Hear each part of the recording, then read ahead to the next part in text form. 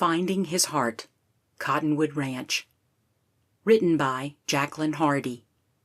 Narrated by Chrissy Bienvenu. For those who need a happily ever after. Chapter 1. Mandy pulled out her phone and tapped on the video chat button to call Laura. Staring out at the cityscape of Indianapolis would have been a lot more fun if her best friend had been there, but the farmland of Idaho had ended their summer trips. Not that Laura hadn't wanted to come. That had been the plan until she found out she couldn't travel this late in her pregnancy. Well, she could have. Justin wouldn't let her out of his sight. It was both cute and annoying. Mandy sighed and had to perk up instantly when Laura finally answered. "There you are! I figured you were taking a nap." Laura laughed. "I wish. I was actually helping Justin get the last of the tomatoes picked before the first frost hits tonight." "Now that is a glamorous life." Mandy leaned against the railing of the building. "I guess it's my fault for deciding to travel in the fall instead of the summer like we used to." "Darn grown-up jobs." Laura squinted. "Where are you? All I see is sky." Mandy turned the phone so it faced the city below. "I'm in the Salesforce Tower. I had to sneak in with a school group." She glanced around and realized most of her group had already left. Oh well, she could fit in with the employees, so she was still fine. "So, what are your plans while you're there?" Laura's phone wobbled as she bent over. When she came back into view, she held a glass of lemonade. "I don't know. Maybe I'll go to a car race or something." Mandy grabbed a chair from a nearby table and sat. "I think this might be my last time doing this. I'm getting too old." Laura raised an eyebrow. "You're 22. Mandy sighed. "I know, but now I have to actually pay for it myself. And you can't come with me anymore. After this, you'll have a baby and then a toddler and then another baby. Whoa. Let me stop you there. I need to actually learn to deal with this one first." Laura slid down on her couch. "Okay, now I think I'll take a nap. You go out and do something fun. And buy me lots of souvenirs." "Will do." Mandy waved and hung up. She pulled her coat back on and grabbed a bagel and a drink from the small deli before heading for the elevator. This trip would be short because of her job, which meant she had a lot of sightseeing to do and no time to waste. Mandy pulled her coat tight to keep out the wind and flagged down a taxi to head to the tracks. There were no races that weekend, but maybe she could still take a tour. She adjusted her scarf and checked her phone for the time. Only a few more hours left of daylight. "Late for something?" the cab driver asked. "Nope. I'm just here for fun, so I don't really have to be anywhere." Mandy grimaced. What was she doing telling the cab driver that? For all she knew, he could be a serial killer looking for her next victim, and she just gave him his perfect target. The driver perked up. "You came to the right place. Indianapolis has all kinds of great tourist spots." Mandy smiled. "That's what I was hoping to hear. Have any suggestions?" "Now, that's the question of the day. It all depends on what you want. Art, theater, entertainment. You name it, we have it." The driver turned the corner. "You're starting in the best place right here. Check out the museum, then I suggest the Italian place right around the corner for dinner." "Thanks. Perfect. Anything else?" Mandy handed him cash. The driver grinned. "Here, take my card. Tomorrow, give me a call. I'll take you on a tour." Mandy took the card from him and put it in her purse. "Thanks." "See you tomorrow." The driver waved and pulled away. Mandy shook her head and took a picture of the museum to send to Laura. A bus pulled up to the street behind her and kids piled out. That bus was followed by another bus and then another. All the students wore blue jackets and they spoke excitedly as they poured into the museum. Apparently this wasn't the best time to tour the museum. Italian food was sounding good right now. She could take the tour tomorrow instead. "I know everyone else ran in, but please just stay together. I don't need to lose anyone again."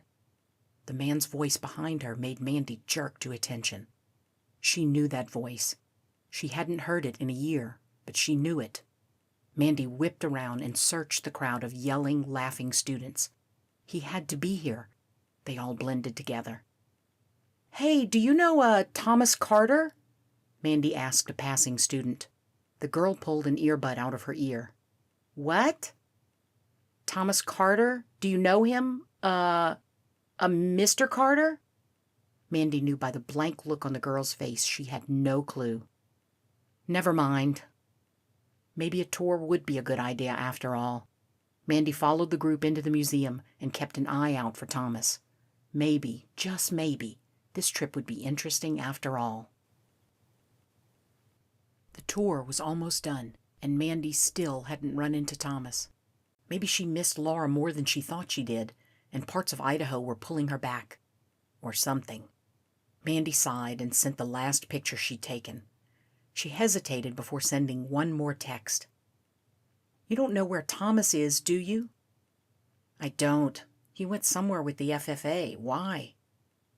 Mandy bit her lip. She had to have been imagining things then. What were the odds of them ending up in the same place? She smirked. Probably 1,000,001. The gift store was next, so Mandy put her phone in her pocket and went to find a souvenir for Laura. She'd answer her about Thomas later, after she was over her embarrassment. She hadn't even thought of Thomas for almost a year. They'd just been friends when she went to visit, which meant that, besides a few emails here and there, they hadn't talked after she went back to New York. Mandy found a couple of shot glasses and a magnet and went up to the cash register to pay. She glanced out the window while the cashier rang her up, and the blue jackets of the students passing by caught her eye. She'd seen that patch before somewhere. "Here for the convention?"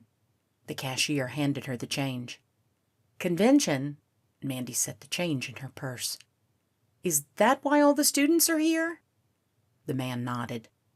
"The FFA convention is in town. Sorry, I saw the blue of your coat and just assumed."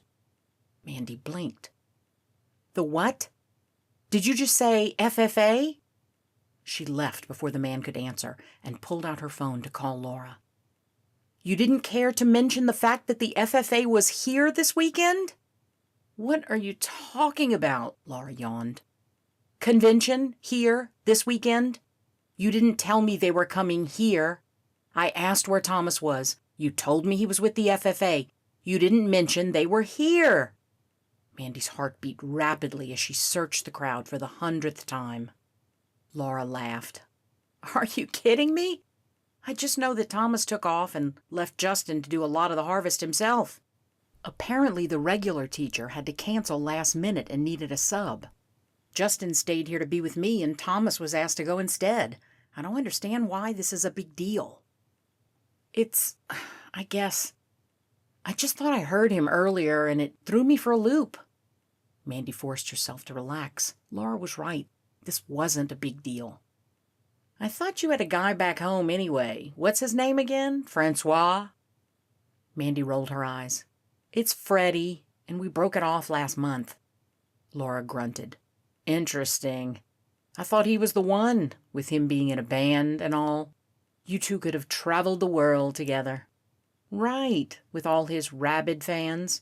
One of which he was dating on the side without telling me." Mandy passed the buses and headed for the restaurant the cab driver had told her about. "If you happen to hear from Thomas, tell him to call me." "Sure, since he calls me all the time. Oh, hey, Justin just got home. I need to see what he wants." Mandy said goodbye and hung up. She frowned when she turned the corner and found a whole shopping center full of restaurants. Well, this was going to be easy. Maybe she should have gotten the name of the place from the driver. It couldn't have been any of those chain stores, so Mandy vetoed those first. American was out, as well as Chinese food, fast food, and a few buffets. That left 2 more restaurants she could choose from. One sounded a little too spicy for her taste, so she decided to go for the last restaurant in the lot. With a name like Tony's, it had to be Italian, right? She stepped out to cross the street. "Watch out!" Strong arms grabbed her and pulled her back onto the sidewalk. She landed on the ground with an oomph, just as a bus sped by, honking its horn. She lay there stunned for a moment, trying to figure out what had just happened. Well, besides almost getting smashed by a bus. "Hey, are you okay?" Whoever had grabbed her pulled away and rolled her over. "You could have been killed." "Yeah, I'm fine, thank you," Mandy groaned. Maybe she should pay more attention to the road instead of what was across the street. Then she froze. That voice. She scrambled up and straightened her dress, her face burning. "Mandy?" Thomas asked in astonishment. His look of shock turned into a grin. "What are you doing here?" "Hey, Thomas," Mandy rubbed her head. She'd just searched a crowd for the last 3 hours to find him, only to have him save her from a bus. He wrapped her in a hug that pulled her off the ground. "I figured you'd be off to Paris or Italy by now." As much as she enjoyed the closeness, she couldn't breathe. She tapped on his shoulder to let her down, then caught her breath. "I actually hoped I'd be at one of those places, too. Last time spinning the globe, and I ended up here." Thomas laughed. "This isn't quite as bad as the middle of nowhere, but it's definitely not Paris. Are you heading to eat? I'd love to catch up." "That's why I almost got flattened. I was trying to figure out the best place to eat and didn't pay attention to the traffic." Mandy's face reddened again. "So, FFA, huh?" "Yeah. They figured since I was part of it all 4 years of high school, I'd make a great counselor. Problem is, the kids know I'm not a whole lot older than them, so getting them to listen to me has been next to impossible." Mandy glared at 2 boys making kissing noises at them. "Are they yours?" Thomas shook his head. "Mine are already grabbing food at one restaurant or another. Come on." They crossed the street with Mandy looking both ways several times. She breathed a sigh of relief when they finally got across, and Thomas chuckled. "No, there weren't any more buses out to get you." "Yeah, thanks for that." Mandy readjusted her purse and huffed. "You know, for being a hero, you're not very heroic." Thomas grinned. "What can I say? I save, and then I tease." "Okay, so where did you decide you're going to eat?" Mandy pointed to Tony's. "I finally narrowed it down to that one. My cab driver said it was supposed to be really good, I think. He didn't actually give me the name, he just said the Italian place around the corner." "Wow, super helpful. But I guess that would be this one if you take out all of the chains." Mandy laughed. "That's exactly what I did." Thomas glanced at the group of kids in front of them and then back at her. "Don't suppose you'd want some company?" Don't you have to be with the kids? Pretty sure that's part of being a chaperone." Mandy mentally begged him to insist. She'd been dying for someone to talk to, and he was perfect. Well, not perfect in that way, except for his blue eyes, and the way his hair fell just right, and his strong arms from far... Stop it. She could feel the blush creeping up her neck. They're fine. Besides, they have 2 other leaders with them." He paused. "You can say no if you'd like." Mandy shook her head. "No, it's not that. I'd love the company. I just didn't want you to get into trouble." Thomas nodded toward the window of Tony's. "Check it out. There are leaders from a lot of the other groups in there, too. It'll be fine. Besides, it's been a while. I'd love to know what you've been up to in New York City." "Okay, sounds good." Mandy followed him in, and Thomas requested a table for 2. The restaurant had the most adorable atmosphere. The paintings on the walls were scenes from Italy. The music was light and catchy. And oh, the smells. This was heaven. Not quite like being in Italy, but it would do for now. They got a window seat, and Thomas insisted on helping Mandy into her chair. He slid in across from her and took the menu from the waiter. "So, how is the Big Apple?" Thomas's eyes danced, and Mandy momentarily forgot her name. And how to talk. This was ridiculous. They'd spent a summer teasing Laura and Justin about dating, and now she couldn't even speak to him. "It's good. I love my job, and I just got a new apartment that I've been hoping to get for a while now. How about you? How's the ranch?" "About the same. Dirty, tiring, and a lot of fun." Thomas set his menu down. "Oh, And I bought some land. Mandy raised her eyebrows. You should have started with that. That's really cool. Is it close to the ranch? It's between the ranch and town. Close enough I can still help while I get settled, but far enough away that I'll have some privacy. It'll take a while, though. They need to get the road and electricity out there. Thomas pulled out his phone and zoomed into a map. That's mine, there. Mandy saw nothing but sagebrush, which sounded about right for the area. They have to build a road? Thomas zoomed back out again. Yep, see, here's the road right now. I had to show that I could get water out there. It's hard to come by, but they finally approved it. What do your parents think? He shrugged. They don't see why I'm sticking around instead of heading home, but it's what I want to do. Mandy smiled sympathetically. They'll change their mind when they see the house you're planning to build. Not everyone needs a place in the Hamptons. Try telling them that. Thankfully, Uncle Roger talked them out of coming to get me. He convinced them I'm still a troublemaker and needed more help. Thomas laughed. You should have seen their faces when they read about the run-in I supposedly had with the cops. Oh? Mandy folded her arms on the table and leaned. What story is this? I was supposedly caught sneaking a few stolen pigs into the principal's office. Thomas leaned closer. Never mind that it was the sheriff who let me in. Mandy let out a laugh that made the others around them turn and stare. She hid her face in a napkin until she could calm down. When she was finally able to breathe, she cleared her throat. I suppose you left that last part out? Yep. Anyway, it worked. I'd be an embarrassment to their friends, so it's better if I stay across the country. Thomas smiled up at the waiter and ordered his food. Mandy chose the lasagna and breadsticks and handed the waiter her menu. That doesn't bother you at all? He shrugged. Not really. I couldn't stay out of trouble there, and here I have work I can do. I knew as soon as I was shipped off to Idaho that it was where I wanted to be. I've never looked back. Wow, sounds perfect. Mandy took a drink of her water. And you never miss home? Nope. Thomas tapped his phone. This right here is my dream. And I never thought about it before, but I'm kind of tempted to volunteer at the high school.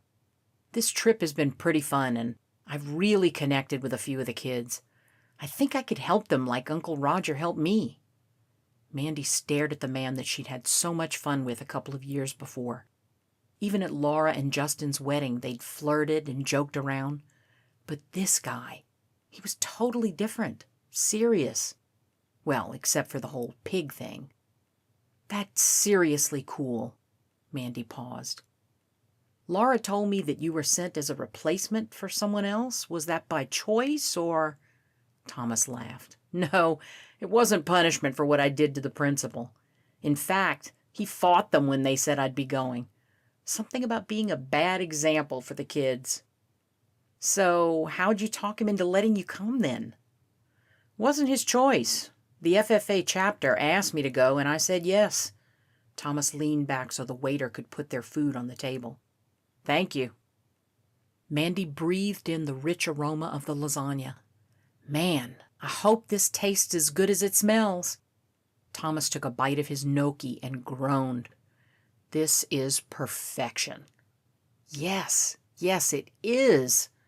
Mandy wanted to call the cab driver just to thank him for giving her this recommendation. It was dark by the time they finished dinner, which meant no more sightseeing for Mandy. She handed the cashier her card to pay and folded her napkin. Thomas stretched. By the noise outside the restaurant, I'm thinking I better get going. Thank you for letting me keep you company. Thank you for saving me. Mandy stood. Maybe I'll see you around? He pulled her into a hug. I sure hope so. Mandy enjoyed the closeness to him, but it was gone too soon. She cleared her throat and grabbed her things to force herself not to think about the way his arms felt around her. See you, Thomas. He grinned and waved as he left the restaurant to the sound of catcalls and laughter from his group who stood outside. Mandy waited for her card, then walked outside to flag down a taxi. Mandy replayed the conversations in her head as she traveled back to her hotel. Why was it that she could have any guy she wanted in New York City? And yet her mind and heart kept going back to a little patch of sagebrush-covered land in Idaho. Chapter 2. Thomas still couldn't believe he'd found Mandy in the middle of Indianapolis. He'd caught sight of her at the museum, but he couldn't get away from his group to go find her. But then to run into her on the way to dinner, he grinned. Having her leave the ranch when she did had been hard. While they hadn't really gotten involved romantically, she'd been fun to hang out with. He could confide in her more than those he called his best friends. And then she left again. He had events he had to be at with the FFA students, and she was off exploring the city. Thomas had her phone number. She was just a phone call or text away. But what if seeing her last night really was just a coincidence? Laughter sounded right outside Thomas's hotel room, bringing him back to the present. The kids would be getting antsy, and it was about time to leave anyway. Thomas slipped his phone into his jacket pocket and opened the door. "You guys are going to wake up the entire city." Thomas started down the hallway, and the others hurried to catch up. "Where's Mr. Hunter?" "He already ate and headed out to the bus. He said you have to get your breakfast and get out, or you'll be stuck here." Eric was the FFA president and the closest in age to Thomas. Thomas nodded. "You guys go out to the bus. I'll be there as soon as I have my food." The dining room was packed with other hotel patrons, and picking up some food wasn't quite as fast as he would have liked.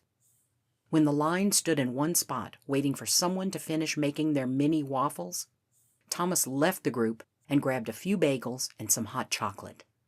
He'd have to get up earlier if he wanted a hot breakfast. He chuckled to himself. He'd learned that from living on the ranch. As soon as he found a seat on the bus, the driver pulled out onto the road. Mr. Hunter hadn't been kidding when he said he wanted to leave. Thomas slathered cream cheese on his bagel and ate while they drove to the convention center where the event would take place. He'd been away from the big city for long enough that he wasn't used to the traffic. This was one big reason his little piece of sagebrush-covered land felt like heaven to him. No traffic, few people, and he could be his own person. Not what his high society parents wanted him to be. "Earth to Thomas," Eric tapped on Thomas's head. "I asked you a question." Thomas blinked. Sorry, what did you say?" "Who was that girl you were with last night? She looked familiar." Eric pushed the glasses up on his nose. "She's Laura's best friend." Eric's eyebrows shot up. "You mean the one you were crushing on when they came to visit?" "I was not crushing." Okay, he was, but he wasn't about to admit it. They'd been too busy getting Laura and Justin together. "And yes, that's her." "You were totally crushing. I heard it from the other ranch hands and from Mr. Polton himself." Eric leaned against the bus window. "What's she doing here?" Thomas shook his head. He wasn't going to stop the questions any time soon. "Vacation. Look, we're here. Grab your stuff." He'd never been so happy to see the large sea of blue jackets as they pulled up to the curb. With all the excitement, maybe Eric would forget to ask more questions. Thomas did a quick head count to make sure everyone was there, and then climbed off the bus. "Cutting it close today, Thomas." Mr. Hunter shot him a smirk and turned back to the group. "I want everyone staying together. It's a madhouse in there, and we don't want anyone to get lost. Got it?" Several of the kids had already shoved earbuds in their ears and were listening to music. Thomas sighed and walked through the group, pulling the headphones out of their ears. Grumbles followed him, but he didn't care. Losing one of the kids meant more work for him, and he wasn't about to let that happen. "I think you should repeat the rules again, sir." Thomas stood next to Mr. Hunter, arms folded. He made a couple of faces which caused a few snickers, but at least their attention was up where it needed to be. The convention center could have fit his entire town inside it. Thomas glanced at his schedule and scanned the signs for the different areas. There were several competitions that morning, and he had to make sure the students got to the right ones. Eric, Adam, Hannah, and Haley, your group is with Thomas. The rest of you are with me.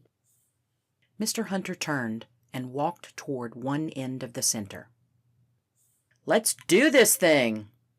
Thomas straightened his jacket. I hope you guys know what you're doing, because I don't. Hannah rolled her eyes. Great pep talk. Thanks. I worked hard on it. Thomas grinned and looked for the right area of the convention center. The text to Mandy would have to wait. It was time for him to be a leader, and that would take all his concentration. Thomas cheered and walked up to the front to meet his group. He'd never been prouder. The differences in the soil were minor enough that he barely caught them, but they'd gotten everything correct. He'd waited for them to shake hands with the other teams, and then clapped Eric on the back.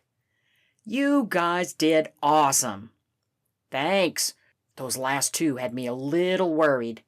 Eric picked up his backpack. What's next? Thomas checked the schedule. Looks like we have some free time. We can go watch the others compete, go take a class, or roam the vendor floor. Vendor floor, the girls said in unison. Adam shrugged. I don't care. I kind of wanted to attend the class on greenhouses.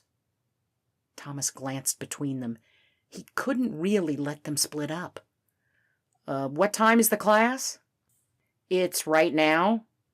Adam showed him on the schedule. How about we go to that first, and then we can check out the floor? Eric asked. Thomas nodded. Let's do that. I could use some of those tips anyway. They sat in the back of the class, and Thomas pulled out his phone to take some notes. It would take a while to get his ranch up and going, but with a greenhouse, he could at least get started on a few things. In the middle of the lecture on choosing the right type of glass for the windows, Thomas had a text pop up. He frowned at the number he didn't recognize and switched over to see who it was from. If one were to sneak into an FFA convention, where would that one find their friends? Odd. Thomas copied the phone number and pasted it into his browser to figure out who it was. It was the same area code as his parents', but that wouldn't make sense. Hello? I'm standing inside the convention center, and the guards are starting to wonder why I haven't moved. Mandy? He glanced around to see if anyone was watching, but they were all staring down at their phones. He leaned over to Eric. I'll be right back. Don't let any of the group leave until I get back. Got it? Eric raised an eyebrow. Sure.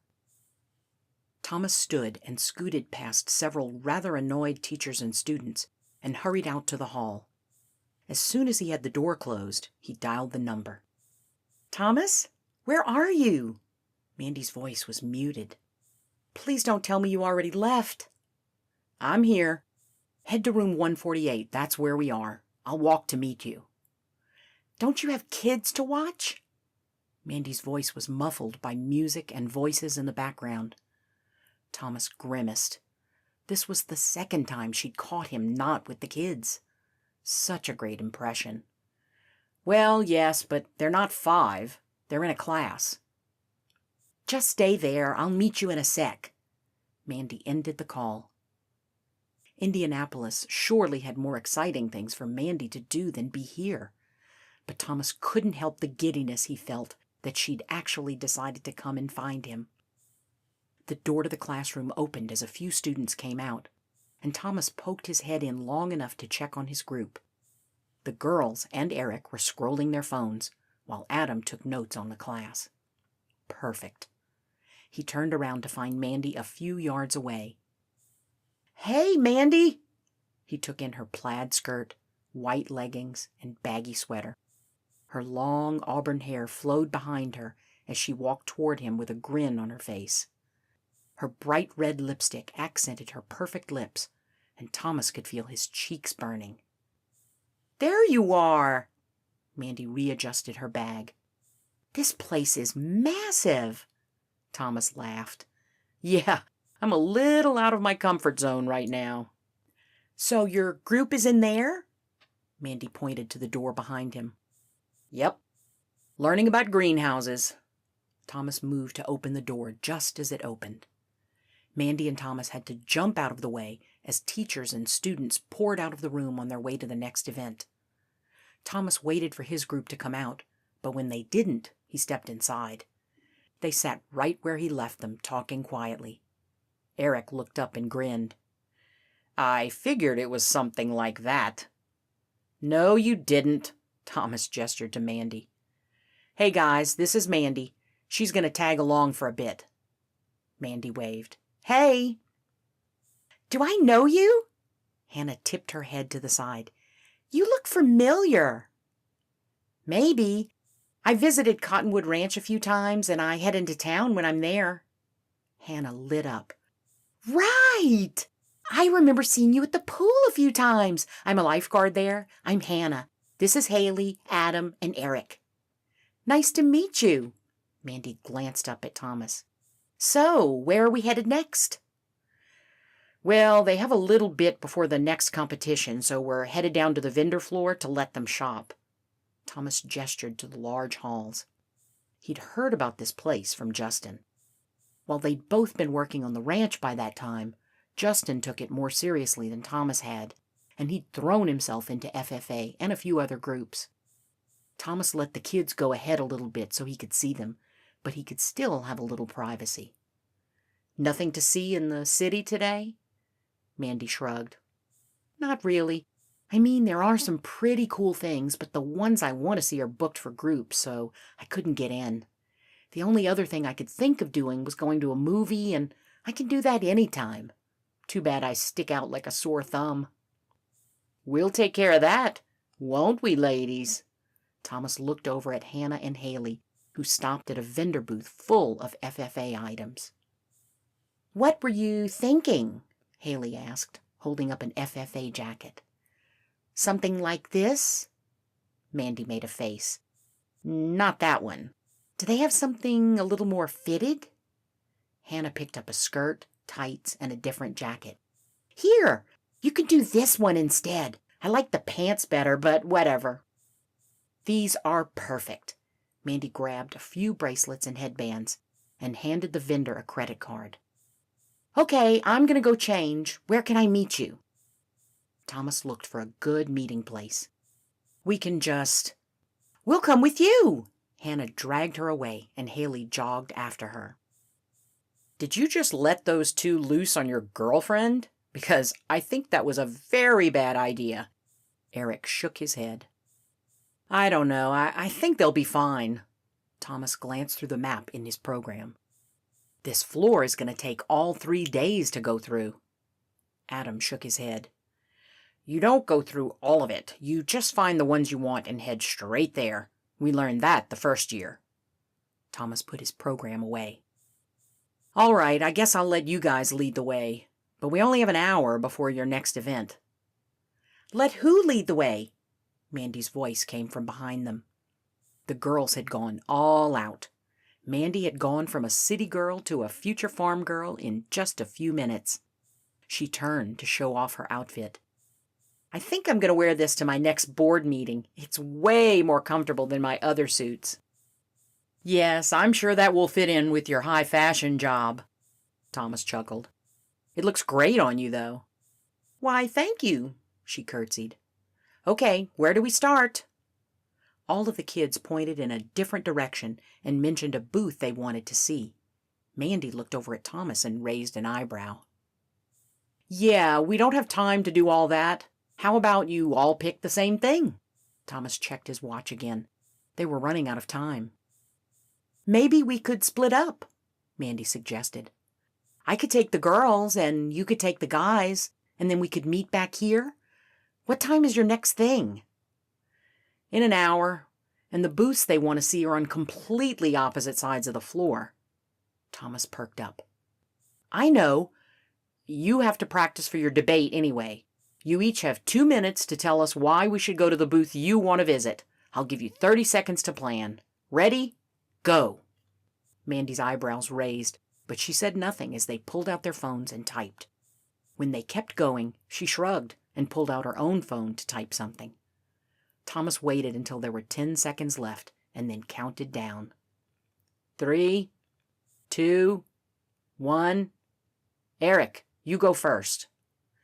While I need to shop at some point for my family's souvenirs, I want to check out the colleges first. I'm interested in welding as a career, and I feel it would be beneficial to learn about the opportunities that I have once I graduate. He continued until he hit the 2-minute mark, then put his phone back in his pocket. Impressive! I know a certain rancher that could use a welder for a few projects if you need something to do this summer. Thomas turned to Haley. Go. I do want to go to the shopping side, and not just so I can shop. I want to bring tech and clothing together so that I can help the Western clothing industry provide quality clothing for cheaper prices, while also making sure that we protect animals from being tested on with those products. Her argument pointed out specific companies she wanted to talk to and how she would help them improve. Thomas blinked. I need to have you talk with my mom about some of these ideas. She'd love them. Adam, I want to help bring farmers and tech together by making sure that the farmers actually know how to use the technology available so that their farming can be more efficient. There are several companies that I would like to talk to because I've heard about their internship opportunities. If I can get a job with one of them, I could get scholarships through them to go to school. By the time Hannah was done with her argument on helping women find their voice in a career mostly made up of males, Thomas was grinning. These kids were ready. Their thoughts were concise, and they'd even had a few examples to back up their arguments. He turned to Mandy. Okay, who do you think wins the debate? Mandy held up her phone. What about my argument? You want to play too? All right, let's hear yours. Each of these options are perfect in every way, and I believe they should all have their chance to visit their booths. However, time is a large factor in the decision, and I believe that instead of rushing through any of those fabulous ideas, we should just go get some gelato at the concession stand I saw as we were walking in here. Mandy smiled and shoved her phone in her bag. Thomas laughed.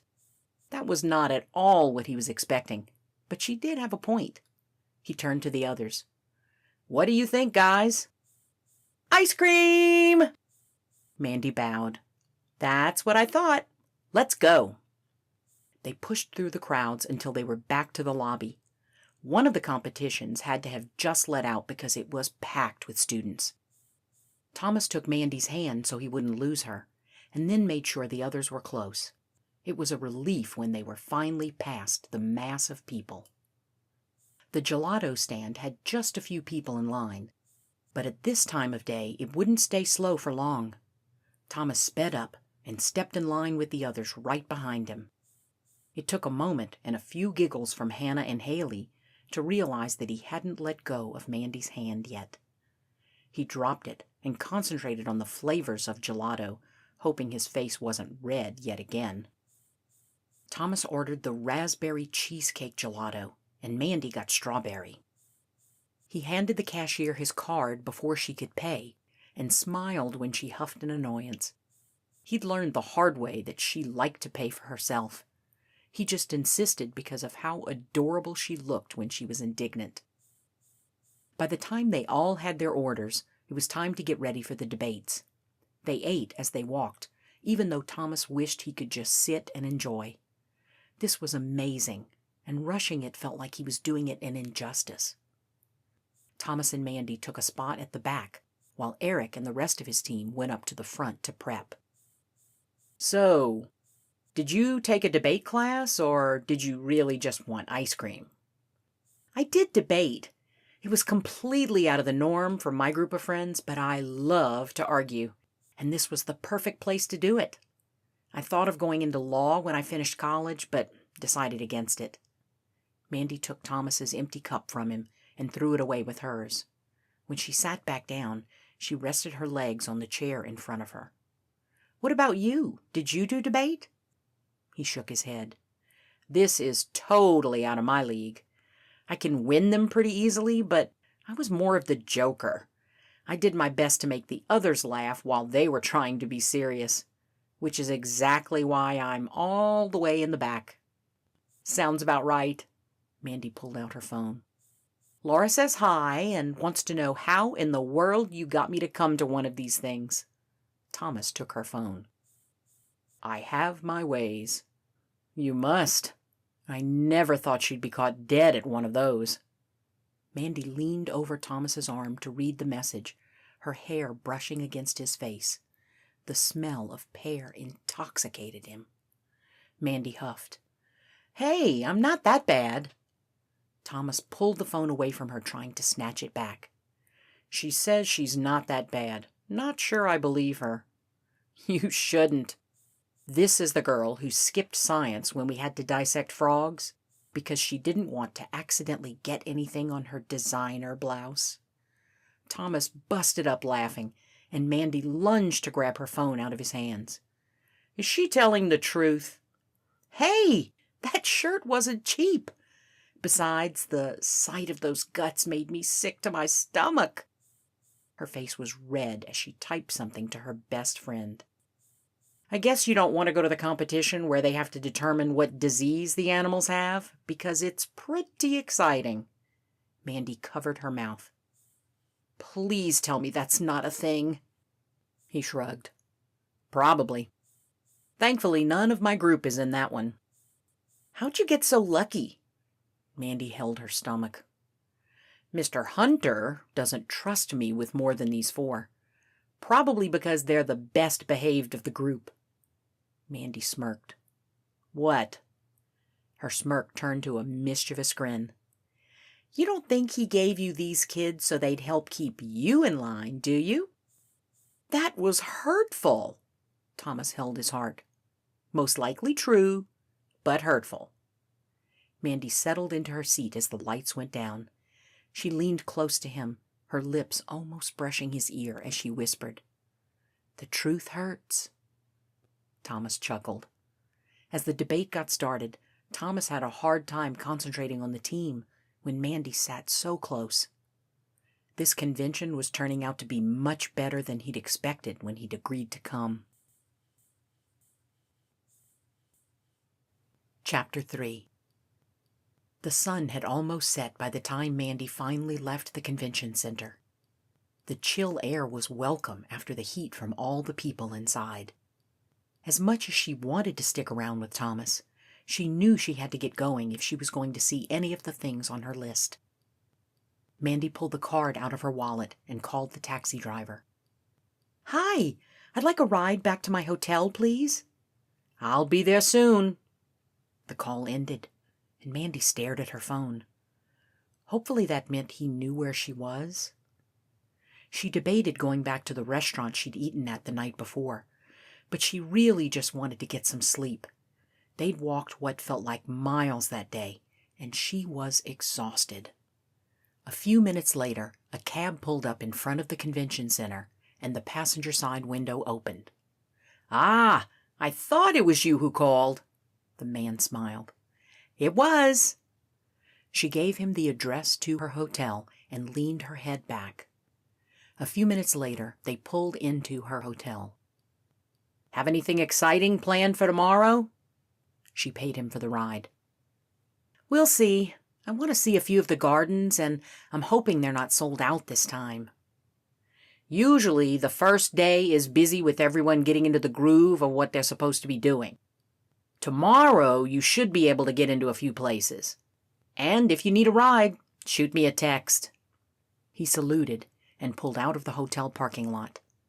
The restaurant inside seemed like the perfect place to grab some food before heading upstairs.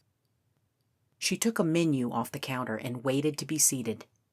Families and business people were scattered throughout the hotel, chatting about whatever they'd been doing that day. The fact that she was alone again weighed heavily as she was seated by herself. She wished for the 1,000th time that she hadn't come here alone. What had she been thinking? The waiter took her order and disappeared. Mandy checked her email and went through work messages to make sure she hadn't missed something while she was gone. A few of them required immediate replies, so she took care of them. By the time her food arrived, everything was taken care of, and Mandy was ready to go back and hang out with the high schoolers. Her steak and fries were cooked to perfection and almost helped her forget that she was here alone. Almost. Mandy's phone rang as she was getting ready to leave the restaurant. Her heart leapt as she thought that maybe it could be Thomas. They would have been done with the hypnotist show by that time. She pulled her phone out of her pocket and frowned. Freddie. "Hey, what's up?" Mandy handed the waiter her card and waited as he ran it. "I stopped by your place to go to dinner and you weren't there. Did I get the date wrong?" Mandy frowned what he was talking about. Oh, the play. They'd broken off, but had decided that since she already had the tickets to the Broadway show, they'd just go together anyway. The point of this trip was to avoid going with him, but apparently she'd forgotten to tell him she couldn't make it. "Sorry, I'm actually on vacation. I had to meet an old friend." She grimaced. Thomas had been brought up before, but she didn't want to bring him up if possible. "Ah, someone I know?" Mandy rolled her eyes. This was why she broke it off. He was way too clingy. "Nope. The tickets are on my counter. Why don't you take them and find a date?" "I had reservations for dinner tonight. I really wish you would have told me." His pout was evident over the phone. "I'm sorry. Listen, I'm about to go into an elevator, so I might drop the—" She hung up and leaned against the wall of the elevator. It wasn't that he was a bad guy. He was actually pretty sweet. But the clinginess and the big city snobbery was more than she could handle. Yes, she loved the city life.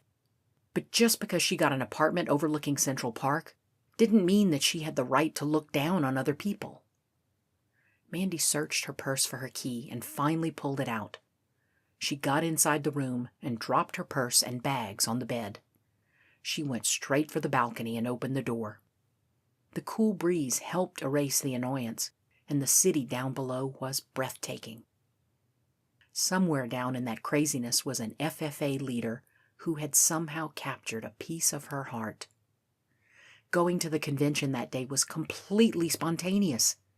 She'd shown up at the convention center just to see if she could see him, and the next thing she knew, a ticket was in her hand.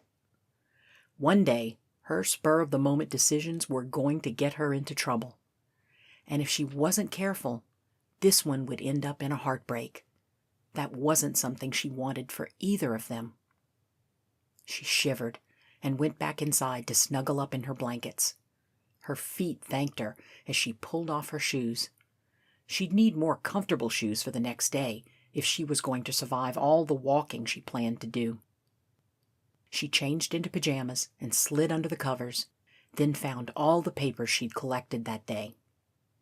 The maps she had from the convention were more helpful than the other ones she had, because they only pointed out the main attraction to visit. It wasn't that she wanted to go to those places that were marked. These were the places she planned to avoid, because they'd most likely be packed. She turned on the TV to distract herself, but nothing looked good. She set it to a home improvement show. During one of the commercials, her eyes wandered over to the outfit she'd bought that day. While the outfit was cute, it wasn't her style, even if it was comfortable. But maybe she could take the material and make something that was her style. She had to come up with the next season's line, and this seemed perfect. If she could get enough of the pattern set up tonight, she could send them in and have her friends start working on sewing a prototype to take to their boss when Mandy got back. The tiny hotel notebook wouldn't do, so she did her best on the computer designing program. It wasn't her favorite, but she needed to get used to it sometime. It took a while to get the sleeves and the waist cut just right, but when it was done, Mandy knew it was a keeper. She grinned and moved over to her email to send it off. The TV had gone to infomercials hours before Mandy finally shut her laptop and rolled over to sleep. Maybe the museums could wait a while for her tomorrow. She had some shopping to do. It had taken 3 different stores and a few different catalogs before Mandy was able to find exactly what she was looking for. She smiled down at the bag of material as she stood in the elevator of her hotel. When she found out there was a possibility to rent a sewing machine, she was tempted, but finally decided against it. This was her vacation. And besides, Emily was the better seamstress, and she'd throw a fit if Mandy tried to do it herself. Once she was in her room, Mandy opened the curtains and turned on every possible light so she could do the colors justice when she sent pictures. She hit send on the email and then called Emily. "Hey, I just sent you pictures of the material." "Getting ahead of ourselves, aren't we?" Emily's laughter filled the room. They'd met on Mandy's first day of work and had become good friends over the last couple of years. "Where'd you come up with these ideas? They're different than your usual style." Mandy grinned. "You wouldn't believe me if I told you. Try me." "Well, I went to the FFA convention to meet up with this guy." "Guy?" Emily asked. Mandy rolled her eyes. "Focus." Emily chuckled. "Fine. But once you tell me about the clothes, you're going to tell me about this guy." "Fine." Mandy explained what had happened and what she changed, while Emily stopped her here and there with questions to make sure she had it right. "I think I found the right material, but we'll have to decide when I get back." "And when is that again?" Mandy sighed. As lonely as it was walking around here alone, she couldn't help dreading the fact that she had to leave Thomas. "This weekend. I have to be back to work on Monday." "Right. You have that meeting with the boss. Really think he'll give you a raise?" Mandy scrolled through the patterns on her laptop. "I sure hope so." "Me too." Emily lowered her voice. "Okay, this guy. He has to be pretty dang hot for you to crash a high school convention. FFA. Seriously." "First of all, he's hot, but I already knew him. We just ran into each other. And second of all, how do you know what the FFA is?" Mandy frowned at one of the skirts. It wasn't quite right. Too long? Maybe. "Hey, I was a city girl, but that doesn't mean we didn't have it. I always thought it was strange that we had a chapter, but it also kept a few of my friends out of trouble." Mandy pulled the skirt up just a little on one side in a slit. There. She saved and continued scrolling through the designs. "Crazy. We never had anything like that in our school. At least not that I knew of. Okay, sending you a new version. I fixed one of the skirts." "Was it the skirt? Because I already—" "Oh, hey, I like yours better." "Awesome." "I better get going or I won't have time to hit the gardens or the museum I wanted to see." Emily snorted. "You're not getting away that easy. Tell me about this guy." Mandy grabbed her purse and keys and turned off the lights. "It's Thomas." There was a pause. "Thomas? Who's Thomas?" "You know, Thomas. Idaho Thomas." Emily gasped. "How? You're halfway across the country." "I know. I'm as surprised as you are." Mandy closed the door behind her and took the stairs. "He's here for the convention, and we just happened to run into each other. Well, technically, he pulled me out of the way of a bus, but that's a whole different story." "That's just... wow! How in the world does that happen?" Mandy shrugged, even though Emily couldn't see her. "Coincidence, I guess." "No, this isn't coincidence. It's more than that. It's fate." "It's not fate." Mandy cringed at the pain in her feet. She would need to grab a new pair of shoes before she went much further. "That would mean we're supposed to end up together or something, and We both know that's not going to happen. And it made her heart ache just thinking about it. But right now, she was on the phone with one of her best friends who was going to help make sure they became icons in the fashion industry. She couldn't just take off to a sagebrush-covered plot of land. That wasn't who she was. That's who Laura was. You should find out. It's more than just coincidence that got you into that convention. I haven't ever known you to even own a goldfish. How do you explain suddenly going there? I was bored. Mandy pushed the button to cross the street. She was pretty sure she'd seen a shoe place just around the corner. She could grab some tennis shoes there. Look, it's been 2 years since we hung out. A year since we took care of the wedding. I barely saw him then. He's a good friend. Seeing him was a shock, and it was nice to have someone around to hang out with. That's it. If that's what you want to believe, I say snag him before the universe has to throw him at you again later. Anyway, I'd better get going. You'd better keep me informed.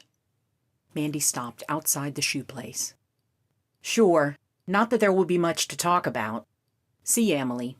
Let me know if there's anything else you think I should change. Got it. See ya. A small bell rang to announce Mandy's arrival at the store. She went straight to her size, hoping there would be something she liked. Most of them were dress shoes, but she found a few sneakers. She tried a couple on before finding a nice pair of purple running shoes that supported her feet. These would work perfectly. Mandy paid and then slipped on the shoes right after that. She glanced at the map before heading in the direction of the gardens. It was only a few blocks away, and she didn't feel like trying to flag down a cab.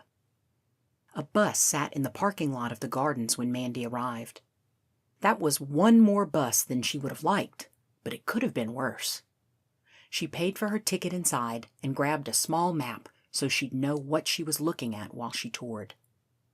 It was peaceful inside, and it was easy to forget she was in the city. Every once in a while, she'd catch bursts of laughter from other people there, but otherwise it was perfect. She sat down near a stream and leaned back to enjoy the sun warming her face. Another burst of laughter pulled her out of her thoughts. She sighed and leaned forward to rest her elbows on her knees. Movement caught her attention, and she gasped when she saw a large goldfish swim by. She'd had no idea that anything like that was in there.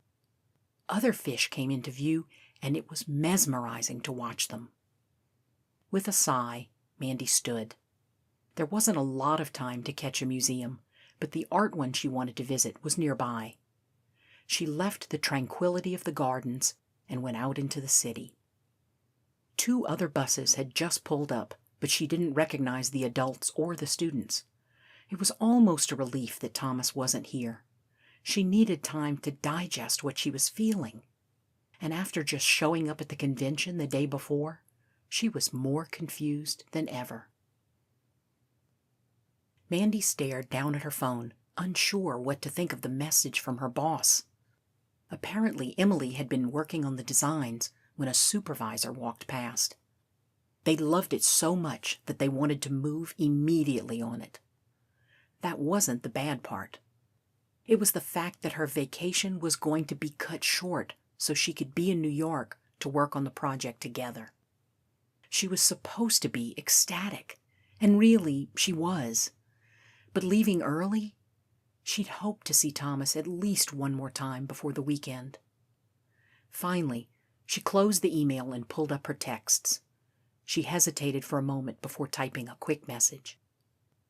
Hey, the boss wants me to head home. Thanks for the awesome time together. Mandy wrinkled her nose. It was so impersonal, so blah. But she didn't want to add more to it in case Thomas didn't feel the same way she did. She hit send and walked to the next exhibit in the museum. Her phone buzzed. I thought you had until the weekend. I'd hoped to have dinner with you again. Mandy's heart lifted. He wanted to see her again. My project took off faster than expected. I have to be there to talk to our board so we can get it rolling." When Thomas didn't answer immediately, Mandy picked up her brochure and went through a few of the paintings. She was pretty sure she was supposed to get some deep meaning out of it, but all she could think of was how great the bright colors would look on her new line. She took a few notes and sat down to draw out a few dresses. "What about tonight?" The message flashed across what she was doing, then disappeared. Mandy smiled and answered back. "Think you can get away?" "Eric will cover for me. There's a concert tonight, and I could grab an extra ticket if you're interested." "What kind of concert?" Mandy tapped her phone, waiting for an answer. Chances were it was country, her least favorite. "What else is there at an FFA show? I know it's probably not your favorite. If you don't like it, we can always sneak out." "Sounds good. Should I just meet you there?" Mandy would have to continue her design ideas later. She needed to go faster if she was going to get done in time for the concert. "No, let's go to dinner. I've been craving lasagna. Meet at Tony's?" "Sure. What time?" "We have one more competition tonight, so let's say in an hour and a half." Wow, Mandy really needed to hurry then. She sent back a message saying she'd be there, and then moved quicker through the museum. There were a few more pieces that triggered ideas. She stopped long enough to make a quick note, then moved on to the next one. By the time she got through the rest of the exhibits, she only had about 20 minutes to get to the restaurant. Walking wasn't an option. Mandy texted the cab driver and fleshed out some of her ideas on her phone while she waited for him to show, and they made it to Tony's with a couple of minutes to spare. She handed cash to the driver with a tip for being so quick, then climbed out. Thomas stood at the entrance with his hands in his pockets. He wore a cowboy hat and flannel shirt that set her heart racing. Freddie never had this effect on her. Thomas hadn't either, now that she thought about it, and yet she kept wanting to spend more time with him. She straightened her hair and checked her makeup before meeting him at the door. "Hey, you look ready to party." "Yeah, we were able to ditch the uniforms for the concert. You look nice, too. Did you do anything fun today?" Thomas opened the door for her and they walked inside. "I went to the gardens and a museum, and I worked on a new line of clothing I came up with last night. Oh, and I bought some fabric." Mandy sat on one of the benches to wait and stretched her legs out in front of her. Thomas's eyebrows shot up. "You bought fabric while on vacation?" "Yep. What can I say? When I get a good idea, I have to run with it or I lose it." Mandy pulled out her phone. "It's not much, but here's what I have so far." She bit her lip while he flipped through the pictures. It was one thing for her boss to look through these, but her stomach twisted in knots while she watched him glance through. "You came up with these?" Mandy nodded. "Yep, I was up for most of the night working on them." "And you think they'll sell?" Mandy's face dropped. "You don't think they will?" "What? Oh, sorry. I didn't mean that at all. They're amazing. I was just thinking they remind me a lot of what I'd find at the little store back home, so I was surprised that you'd design them for a national market." Mandy stared down at the photos. They belonged in a small store? Maybe she should rethink a few of them then. "Hey, please don't take what I said wrong. They really are amazing." Thomas put a hand on hers, sending a shock of pleasure up her arm. "Thanks." Mandy pulled up the email from her boss. "Apparently my boss thinks so too." Thomas took the phone from her and read the message. His eyes lit up. "That's great!" "It is, except I have to leave." Mandy put her phone away as their names were called to be seated. They sat close to where they'd been the last time.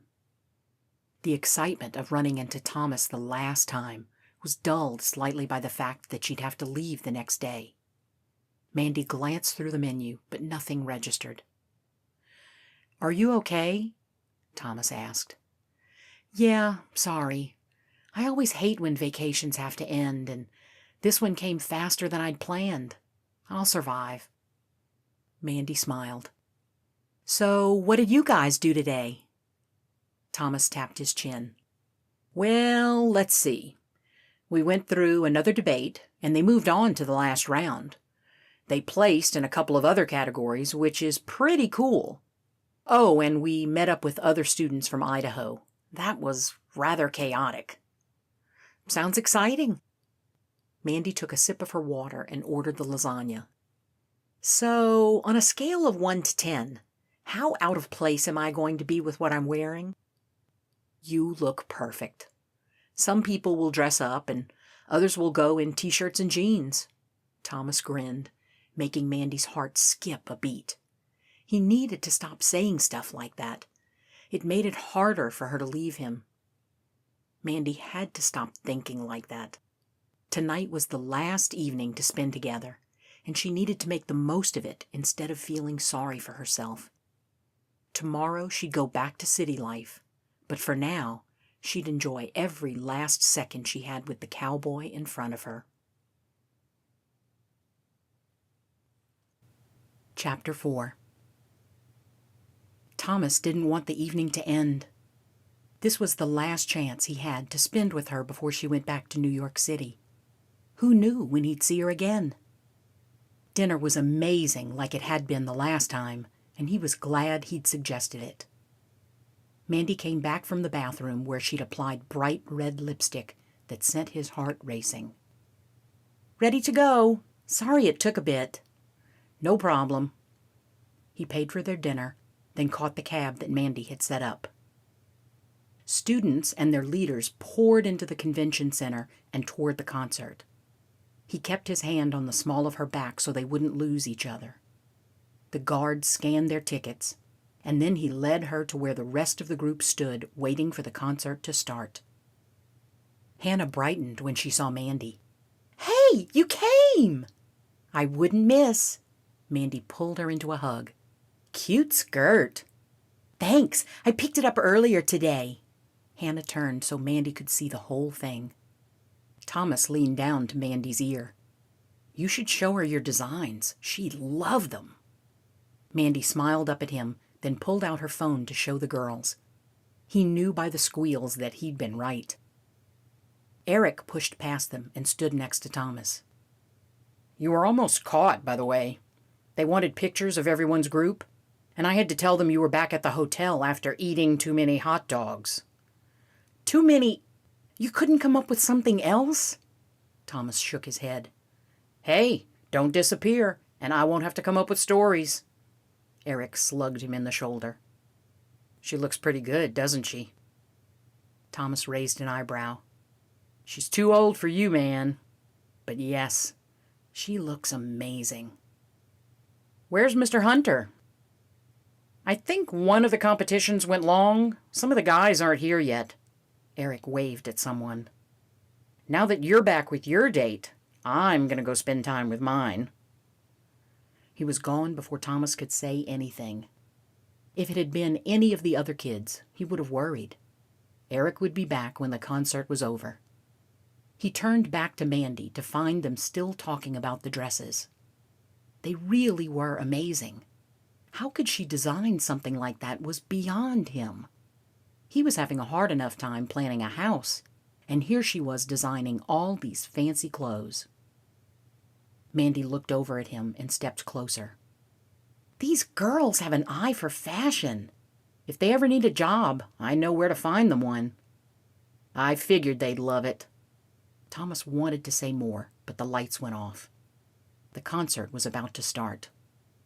The others went to stand by friends, and Thomas moved closer to Mandy. Screams erupted as the music started, and that meant that talking would have to wait until after the concert. Thomas knew this wasn't Mandy's favorite music. They'd discussed it often enough during her visit to Idaho, but she still seemed to have fun and jumped along with the rest of the group. When a slow song began, some people paired off to dance. Mandy looked up at Thomas, and he held a hand out. She took it and stepped into his arms, leaning her head against his chest. He hoped she'd mistake the wild thumping of his heart for the beat of the concert. The way she fit in his arms just felt so right. The song ended, and the spell broke as she stepped away. He wanted to take her hand, but hesitated.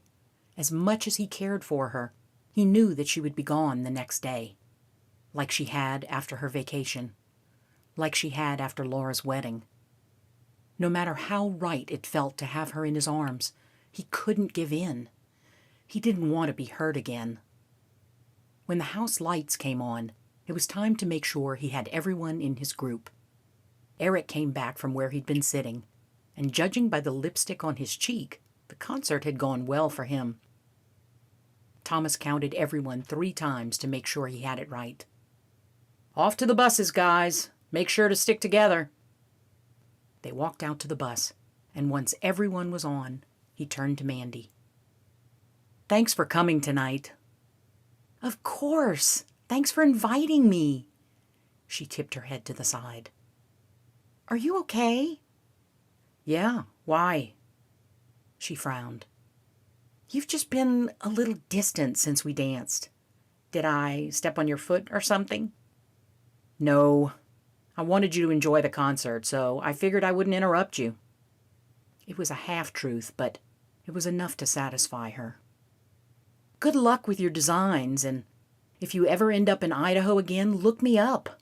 Although your globe spinning will probably take you to Africa or something." Mandy shook her head. "No more globe spinning. It's not quite as fun without Laura here." "True. Well, I guess I'll see you sometime." Mandy nodded, then paused. "What if I were to throw her a baby shower? I'd have to fly out there for that." Thomas's heart lifted a little. "That could be fun. I could help." "I'd love that." Mandy turned to leave, but stopped. She threw her arms around him and kissed his cheek. "It was good to see you. I'll be in touch." And just like that, she was gone again. Thomas stared toward the spot where she disappeared around the bus. "Are you just going to stand there, or can we go back to the hotel?" Mr. Hunter stood on the bottom step of the bus with a smirk. "Oh, sorry." Thomas climbed on and stared out the window until they got to the hotel. While the others ran inside to catch a baseball game, Thomas trudged behind them. He knew this was going to happen. Whether it was tonight or 3 days from now, she was going to leave. And it was better for both of them that she left when she did. Otherwise, he probably wouldn't have let her go. Thomas turned on the TV to watch baseball and pulled out his sketch pad. He'd been trying to get his house plans just right, but he couldn't get the dimensions how he wanted them. He extended a few of the rooms by a few feet and added a fireplace to the living room. The kitchen needed an island, so he expanded that as well. When he started picturing Mandy alongside him, he tossed the notebook on the other bed and rolled over. It was a good thing the next day's competition schedule was so packed. He was going to need all the distractions he could get. Thomas stood and cheered loudly as his debate team took first place. All the mini debates had paid off. He drilled them between every break. Now that the day was over, it was time to celebrate. He wound through the crowd to meet up with the group. As soon as they saw him, he was attacked with hugs. "We did it!" Hannah beamed. "I can't believe it." "I can. You guys showed no mercy. How'd you come up with that research at the last second? I thought you were going to be in trouble." Thomas shook hands with the other leaders and turned back. Eric smiled slyly. "It's this little thing called a phone. They kept talking while I found out the information." Thomas raised an eyebrow. "Is that even legal?" "Hey, they gave us time for the rebuttal. That was perfectly okay, I think." Eric grinned at someone behind Thomas. "Excuse me, I'll be back." Adam rolled his eyes. "Always leaving for a girl." Haley elbowed him. "Maybe you should try it. Can we go shopping now, please?" "Yes, let's head down to the vendor floor." I'll even let you guys break off into groups if you'd like, as long as you have your phones in case we need to meet up." Hannah let out a whoop. "There's a pair of boots I've been dying to grab. Now I just hope they have some in my size. Come on, Haley." They left, and Adam looked up at Thomas. "Guess I'm with you? If you want, or you can go by yourself." Thomas checked his watch. "We have a couple of hours until the rodeo. Go, celebrate." Adam shrugged. "I'll just stay with you." "Sounds good. Let's let Eric know where we're going, and then we'll head down." Thomas stood on the stage and looked out over the crowd until he spotted Eric in the back kissing a redhead girl. "Well, looks like he's doing okay." Adam smirked and followed behind Thomas as they left the room. Thomas stopped long enough to tell them where they'd be, and then told him to behave and started for the door. Maybe it wasn't smart to leave an 18-year-old alone. He turned back. "Just kidding. Why don't you two come with us?" Thomas shot Eric a "you'd better not argue or I'll make your life miserable" look, until Eric sighed. "Hey, Bethany, why don't we hang out with my friend and our jerk for a leader, Thomas? Doesn't that sound exciting?" Bethany pouted. "I finally got away from mine." Thomas leaned forward. "That's an even better reason for you to come with us. We don't bite. Well, I don't. Adam does sometimes. Only on Wednesdays." "Oh, wait, it is Wednesday." Adam grinned, surprising Thomas. Usually he was pretty quiet. "Ignore them." Eric wrapped an arm around her waist and left the room in front of Thomas and Adam, then shot them a glare. Thomas laughed and turned to Adam. "Where'd you get that from?" "I don't know. Just figured it was something you would say." Adam shoved his hands in his pockets. The vendor floor was packed with kids and their leaders.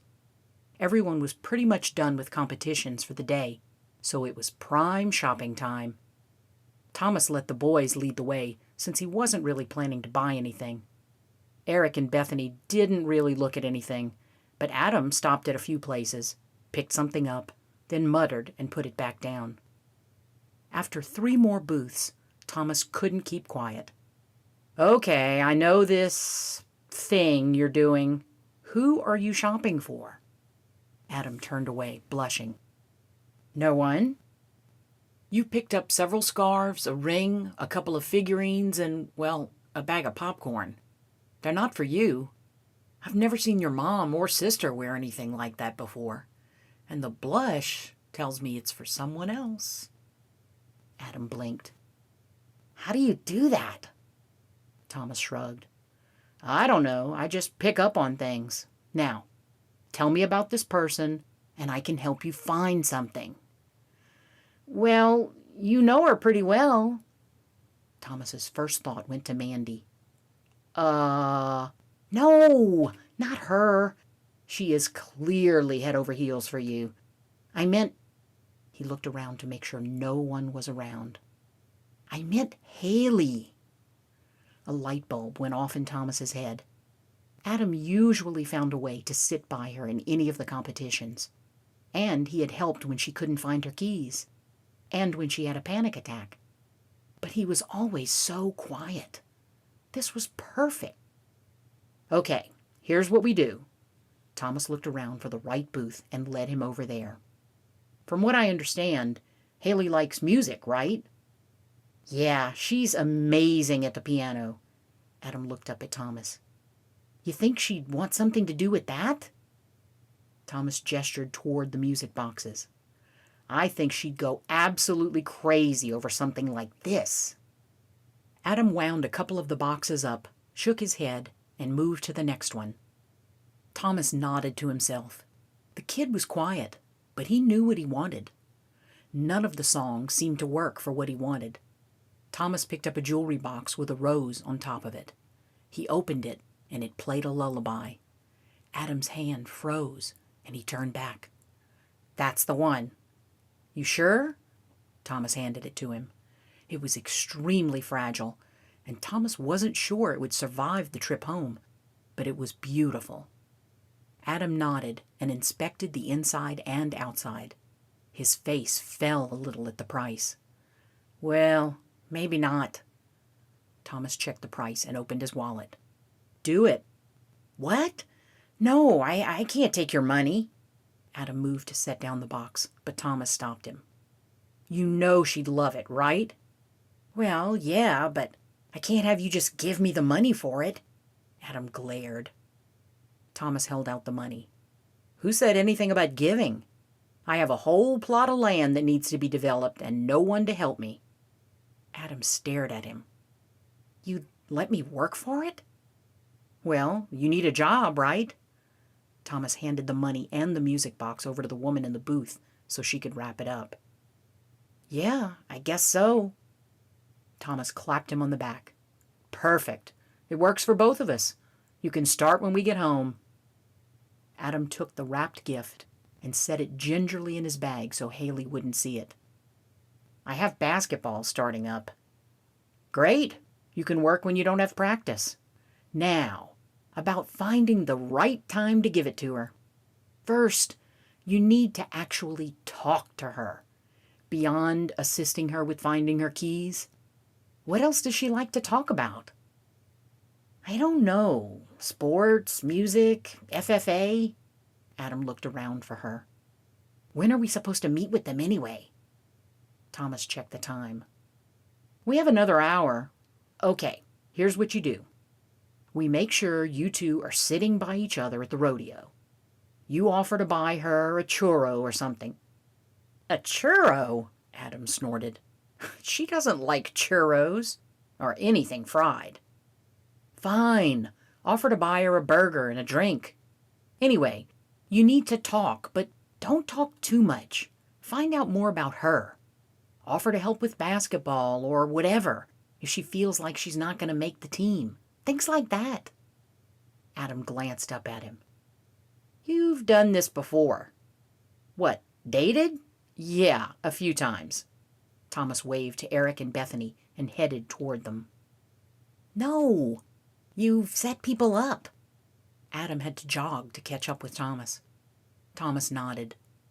That's how Laura and Justin ended up together. Well, I mean, we helped.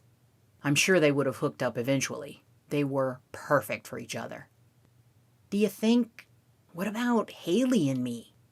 Adam said it quietly as they got closer to Eric. Yes, I do. Thomas clapped him on the back and sat next to Eric. We lost you back there.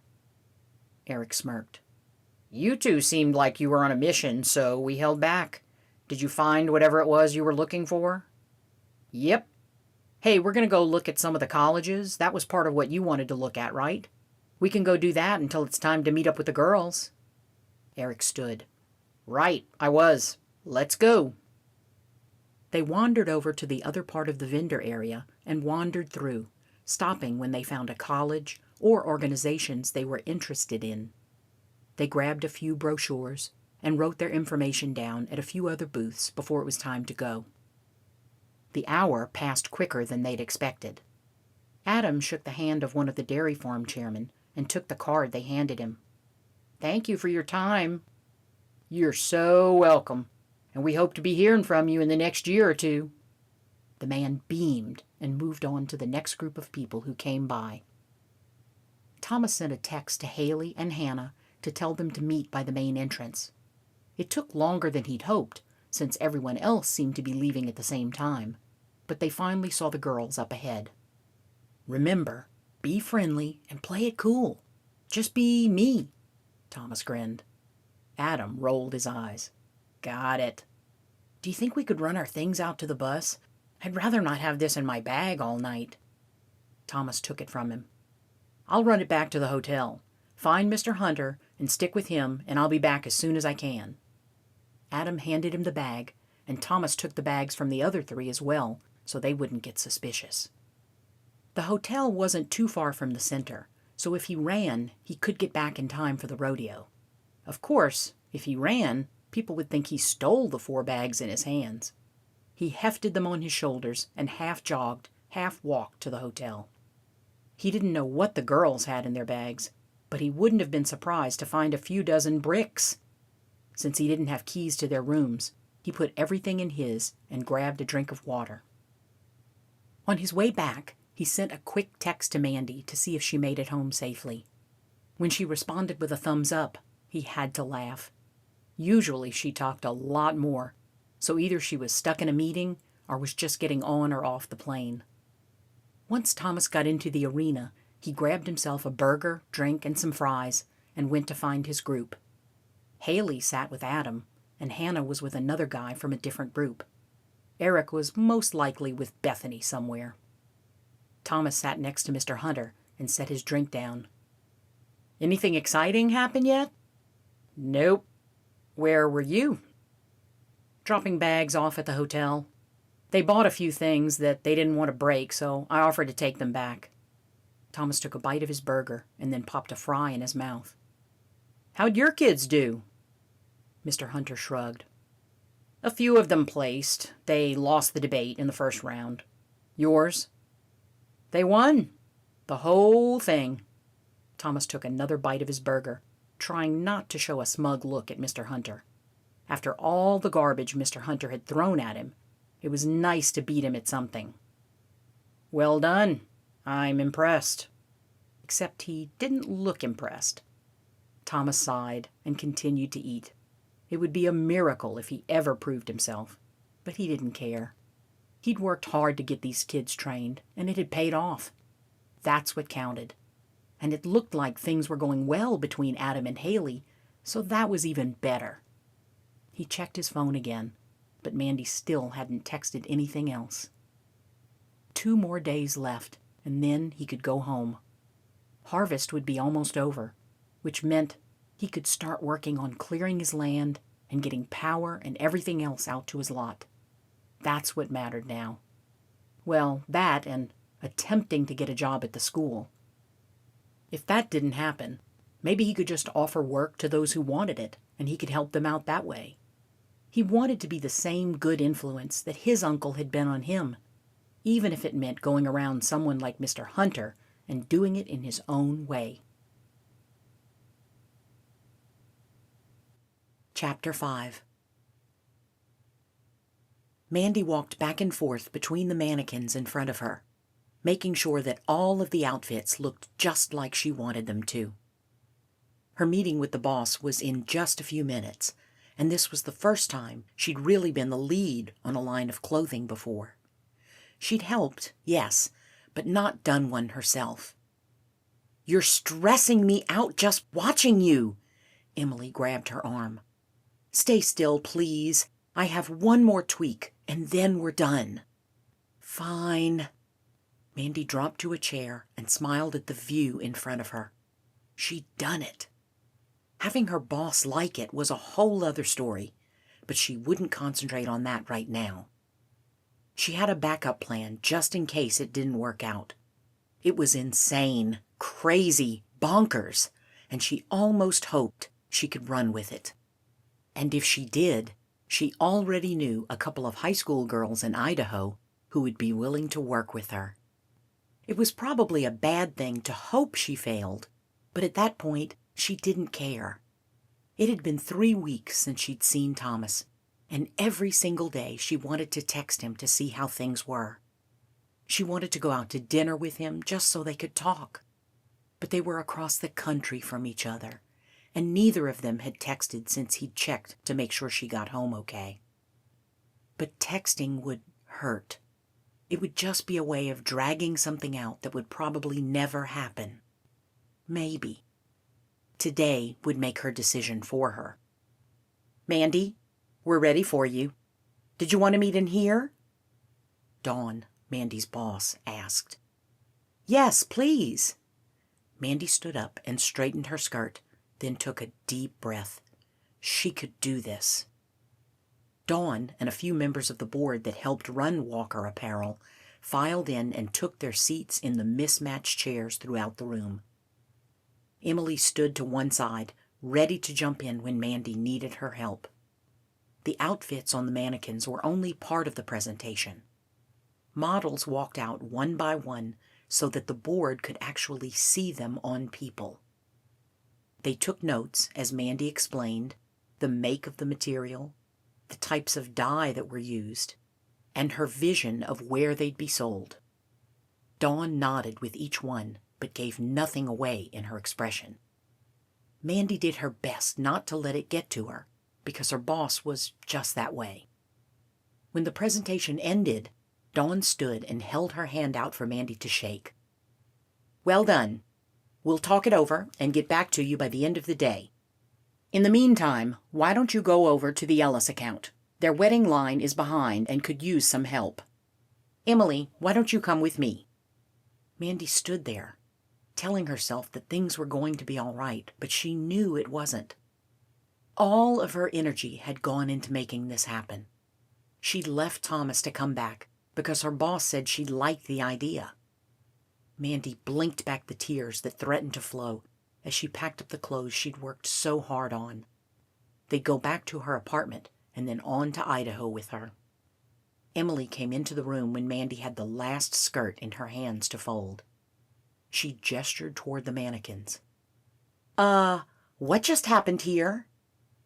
"They didn't like it. I can already tell. So I figured I'd get it out of their way, and then I can use it when I have my own company someday." Emily tipped her head to the side, her blue eyes troubled. "What are you talking about? I saw their expressions. Most of them seem impressed." "Most, but not enough to make it happen."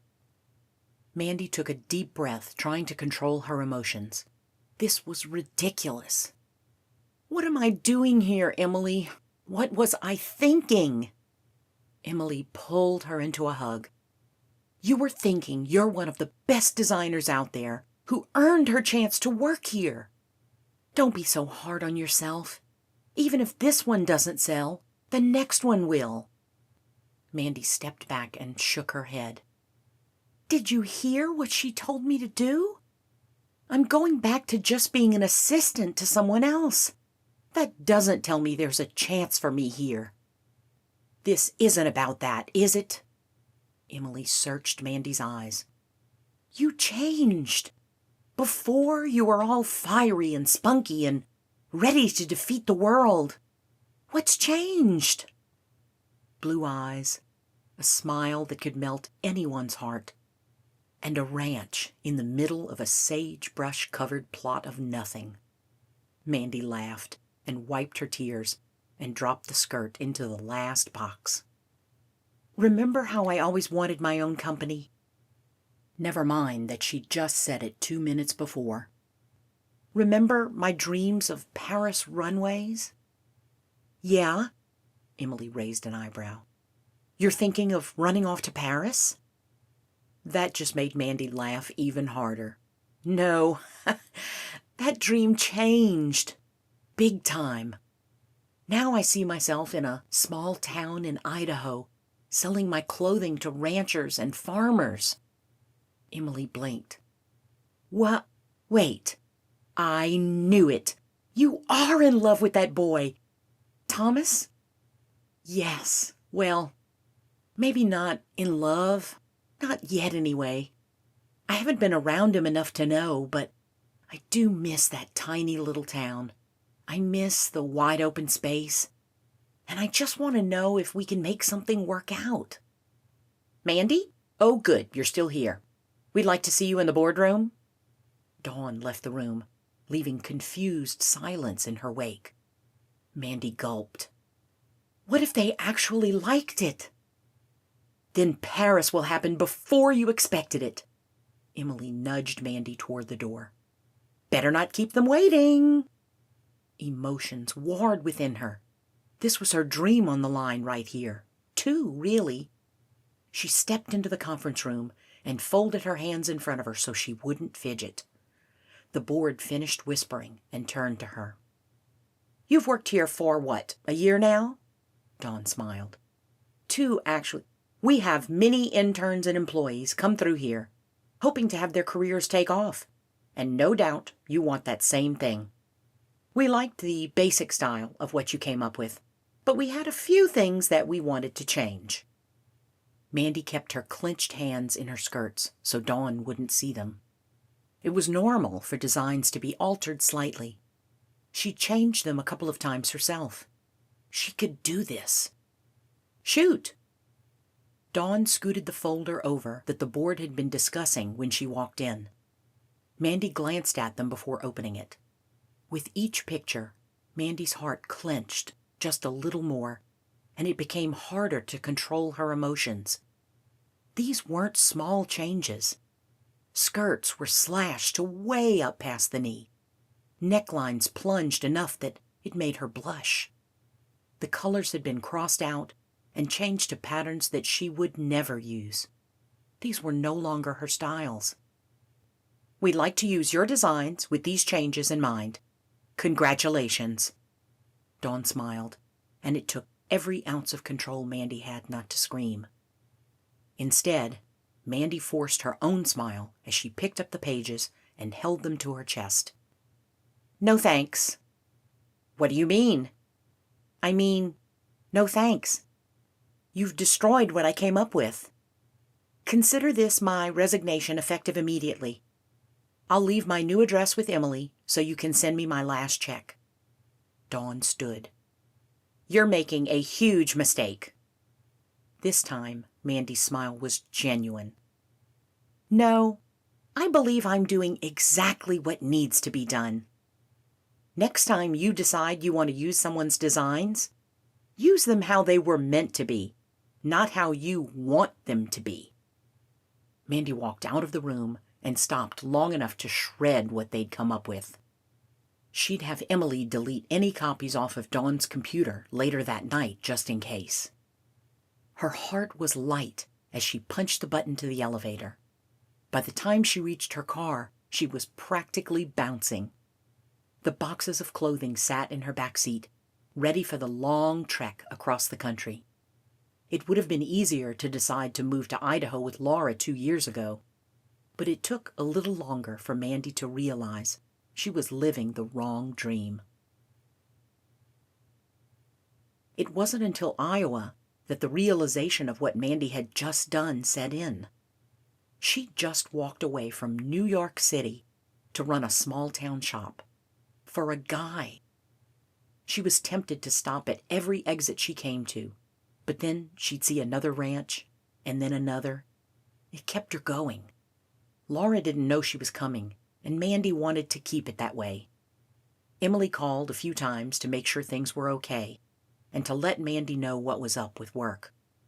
Dawn had gone on a tirade when she discovered the patterns were gone. Mandy's designs had meant a lot more to her than she was willing to admit, apparently. Her father's real estate friend had been looking for a shop to buy in the area, but nothing had come up so far. There was already a small Western store in town, so either Mandy could try to work for them, or she could switch up her plans a little and start a different type of clothing store. Something dressier for when they had dances or other events. When she did have to stop, it was long enough to get a little sleep, some food, and possibly a shower, and then she was back on the road. It took 3 days, but the moment she passed the Idaho state sign, she cheered. She'd done it. The last hour of the trip as she rounded the mountain and headed for Cottonwood Creek seemed to take an eternity. She wanted to go straight to Laura and Justin's house, but the need for a shower sent her to the hotel first. The wind was bitter cold as she climbed out of the car to stare up at the hotel where she'd started her adventures here in Idaho. It looked the same, but it was decorated for Thanksgiving instead of the 4th of July, like the last few times she'd been here. Mandy grabbed her suitcase and trudged up the steps to the hotel. Rachel brightened when she saw Mandy come in through the front door. Hey, I didn't know you were coming. Neither did I. Please tell me you have a room available. Mandy leaned against the counter so she could stay upright. She'd had too little sleep and too much caffeine. Let's see. Yes, you can take the first room on the right once you get up the stairs. Do you need help with your bags? Rachel handed her a key. Mandy generally said no, but as she could barely stay standing, she agreed to the help. It was all she could do to take a quick shower before climbing into bed. Laura would still be there that night. Mandy sent a quick text to Emily to let her know she'd gotten there safely, then to her dad to tell him as well. The rest could wait a few hours. Mandy was pretty sure the sun wasn't supposed to be shining in her window that late at night. She rolled over and checked her phone for the time. It was 7. The next morning. So much for sleeping for a couple of hours. She stood and stretched, telling herself not to crawl back into bed. She really needed to ask Rachel what mattress she used for her bedrooms, because she hadn't slept that well for a long time. The smells of sausage and eggs wafted up to her room as she opened the door. She closed it again to change into sweats, then went down to breakfast. "There you are! I was about to send a search party for you." Rachel smiled. "By the way, you left your doors open to your car last night. I hope you don't mind that I had Patrick close them and lock up." "Oh boy, I was more tired than I thought. Which makes sense since I just slept for 16 hours. Mandy waved at Rachel and continued into the dining area. Families sat together as they ate. Mandy recognized a few of the waiters and waved at them before taking a seat. A few minutes later, Patrick set a plate in front of Mandy, piled high with eggs, sausage, and pancakes. "Rachel told me you finally woke up. She wanted me to make sure you had enough to eat." "Thank you." She speared a piece of sausage with her fork and took a bite. Perfection, as always. She'd been all over the world, and no one could beat the hospitality she got while she was here. Once she was done, Mandy ran back up to her room to find a coat and boots. It was colder here than when she'd left New York, and she was sure snow wasn't too far off. Not the best time to be starting a new life here, but here she was. The day before, she hadn't been able to enjoy the scenery as much as she did now. The green of the fields she'd been used to was now gone, the fields barren and gray. The trees along the road to the ranch were bare, except for the few red and yellow leaves that had managed to hold on. Mandy pulled into the ranch, and her small BMW clashed with all of the trucks the ranchers drove. She'd hoped to catch Laura somewhere else so that Thomas wouldn't see her yet, but she'd just have to be super sneaky. She knocked on the front door and put her fingers to her lips when Rachel's mom answered the door. Mrs. Polton grinned and moved out of the way so that Mandy could come in. She leaned forward. "She's in the living room reading to Rachel's little boy." "Wait, Rachel's little boy? Have I been gone that long?" Mandy could hear Laura laughing from the other room. "Evan's about 6 months old and cute as a button. Laura's been reading to him every day because she's bored out of her mind. Works for her and Rachel." Mandy shook her head. She'd missed so much and hadn't even realized it. She tiptoed toward the family room and poked her head in. Laura lay on the couch with a baby next to her. She was reading a children's book, complete with voices. "Wow, those high school drama classes have really paid off." Mandy leaned against the doorway. Laura gasped. "When did you get here?" "Yesterday." Mandy sat on the end of the couch. "And you didn't come to see me?" Laura raised an eyebrow. Mandy cleared her throat. "That was the plan, but then I slept all day and night. Apparently driving almost nonstop across the country isn't the best idea." Laura tried to sit up before finally laying back on the couch. "Sorry, you're going to have to come to me for a hug." "Sounds fair." Mandy hugged her best friend. "I've missed you." "I've missed you too. Now, spill. Why are you really here?" Laura set the book down that she'd been reading and repositioned Evan on her lap. Mandy scooped Evan up in her arms and sat back down. "Lots of reasons, really." "Not good enough." Laura pushed herself up to sitting and swung her legs around so she could stand. Thanks for taking him. My legs were falling asleep. Anytime. Mandy made Evan smile by pulling a few silly faces. She missed her nieces and nephews she used to babysit. Laura stretched her arms. Thomas came home cranky and quiet. That never happens. I can only assume it had something to do with you. Are you saying I make people cranky? Mandy knew it was a pathetic attempt at avoiding the inevitable. We actually had a great time together. And I think that's the problem. I went home to New York, and he came back here. End of story. Except now you're here, and he's here, and you're not together? Why? Mandy stared down at the sweet baby in her arms. She wasn't sure she knew the answer to the question. I dropped everything. My perfect job, my gorgeous apartment, New York City, for, well, I don't even know. A dream? So what if it doesn't work out? What if I've upset him enough that he wouldn't even want to date me because I just gave up everything? I mean, I'm homeless. I'm going to be sleeping at the hotel for forever because I don't have a place, and the real estate agent can't find a place for me to start my store. Hey, Mandy? Laura asked. Mandy jumped and realized tears were pouring down her face. She breathed to try to calm down. Yeah? Calm down. You can stay with me. I think Justin will be thrilled to know I'm not at home by myself. Work will happen. I know the owner of the store in town pretty well. We can work things out until you have a building of your own. And judging by Thomas's mood, I don't think you lost your chance. Give everything a little time. You're right, as always. Mandy picked up Evan and hugged him close. I can't believe you're going to have one of these soon. Laura rubbed her belly. I can't either. But if she doesn't come soon, I might just pop. Mandy laughed. You might be right. Which reminds me, I'd love to do a baby shower for you, if it's not too late. Really? Laura brightened. I'd love that. I'd have to admit that being away from all my friends has made it kind of hard. People here are so sweet, but a baby shower hasn't even come up.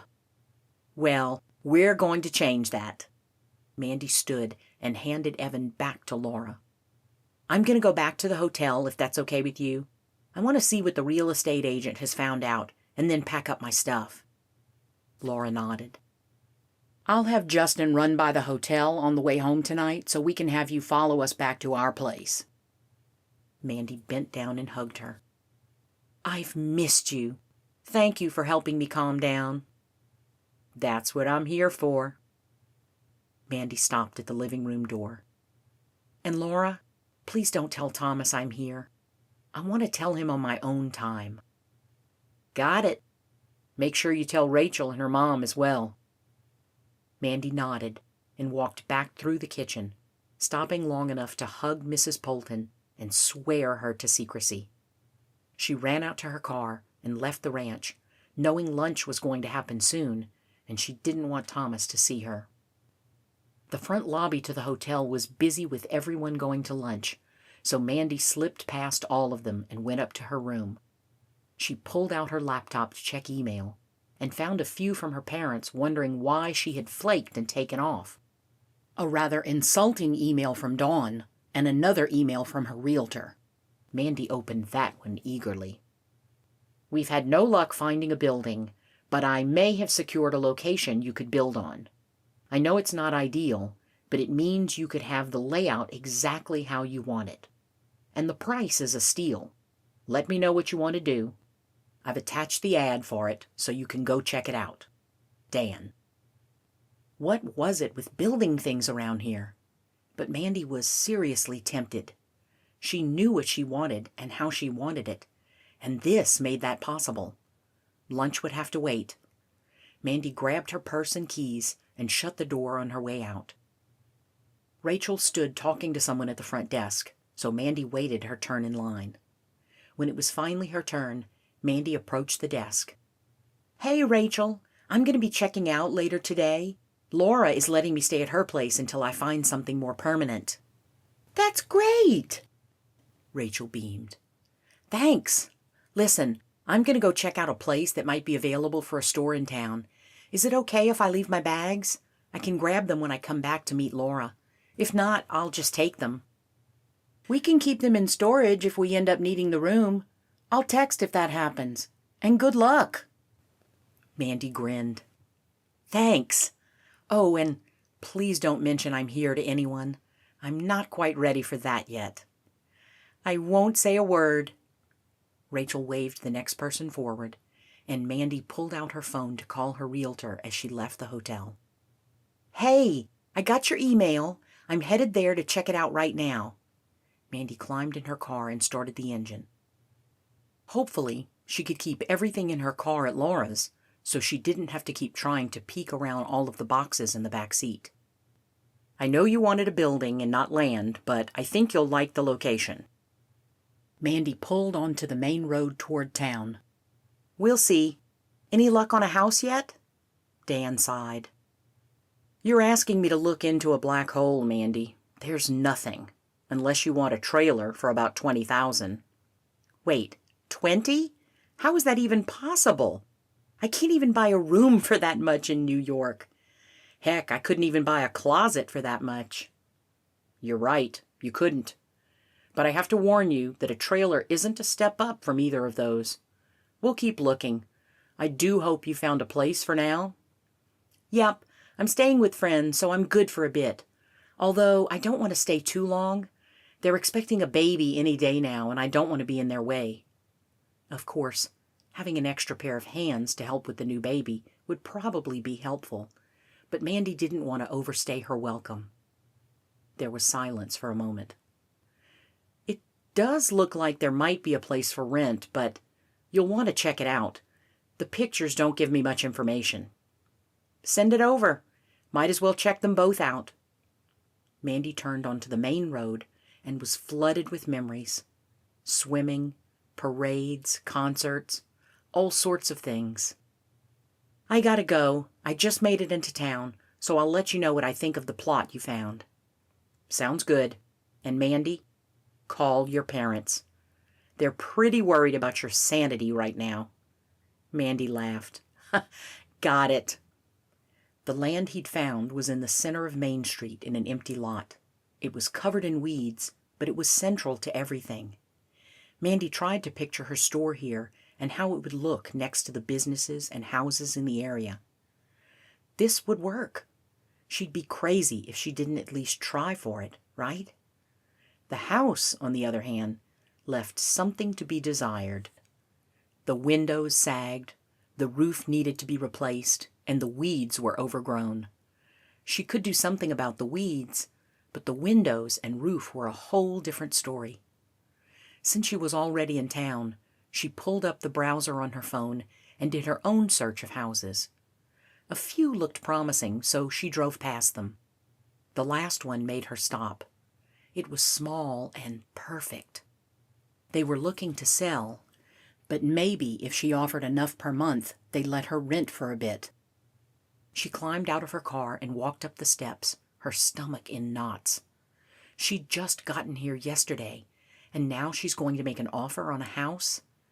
She'd tried to swear off spontaneity, but clearly that hadn't worked. The woman who answered the door was a sweet older woman with a bright smile. "Hello, what can I do for you?" "Are you Esther?" She smiled. "Yes, that's me." Mandy gestured toward the for sale sign in the yard. "Hi, I saw your listing, and I wondered if I could possibly look at the house." "Oh, yes, come in." She opened the screen door and let Mandy walk past her. "I grew up in this house, but it's become too much for me to handle." "It's adorable." Mandy studied the pictures along the hallways. "These are your kids?" "Yes, they've all grown and moved away. It's just me now." Esther lifted a shaking finger to point to one of them. "That's all of us." Mandy shook her head at the large family in front of her. All of her siblings were much older than her and never visited home, so this was crazy to her. Not in a bad way. "Your family is beautiful." "Thank you. Now, let's show you the house." She limped down the hallway to the small kitchen. It was bright with pictures and decor that made it homey. The curtains were white and lacy, allowing the sun to come in through the large windows. "It's not much, but there are a lot of good memories here." "It's wonderful." Mandy was already picturing how she could decorate it. She tried to push it out of her mind, but it was no use. She needed this house. "I know it's asking a lot because you probably need the money to afford a new place to stay. I would make it worth it, though. I just moved from New York, and I need to find somewhere soon. Are you willing to accept something in the form of rent to own? I could pay extra if needed." Esther stopped and turned, taking Mandy's hands in hers. She stared up at Mandy with her cloudy brown eyes that had filled with tears. "Darling, this place needs new blood to bring it to life. A touch of New York is exactly what it needs.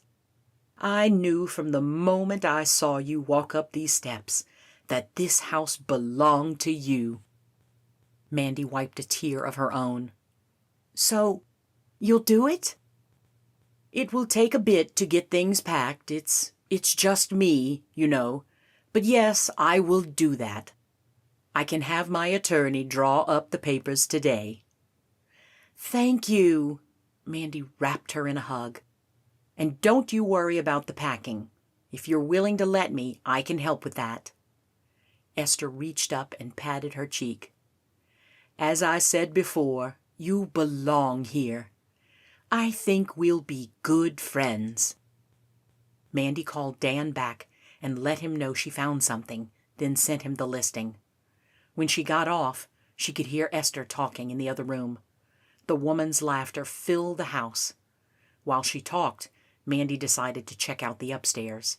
It was just as beautifully decorated as the downstairs. Guest rooms were filled with memories of the children who once grew up here. And for the first time ever, Mandy finally felt something she'd never felt anywhere else. She was home. Chapter 6.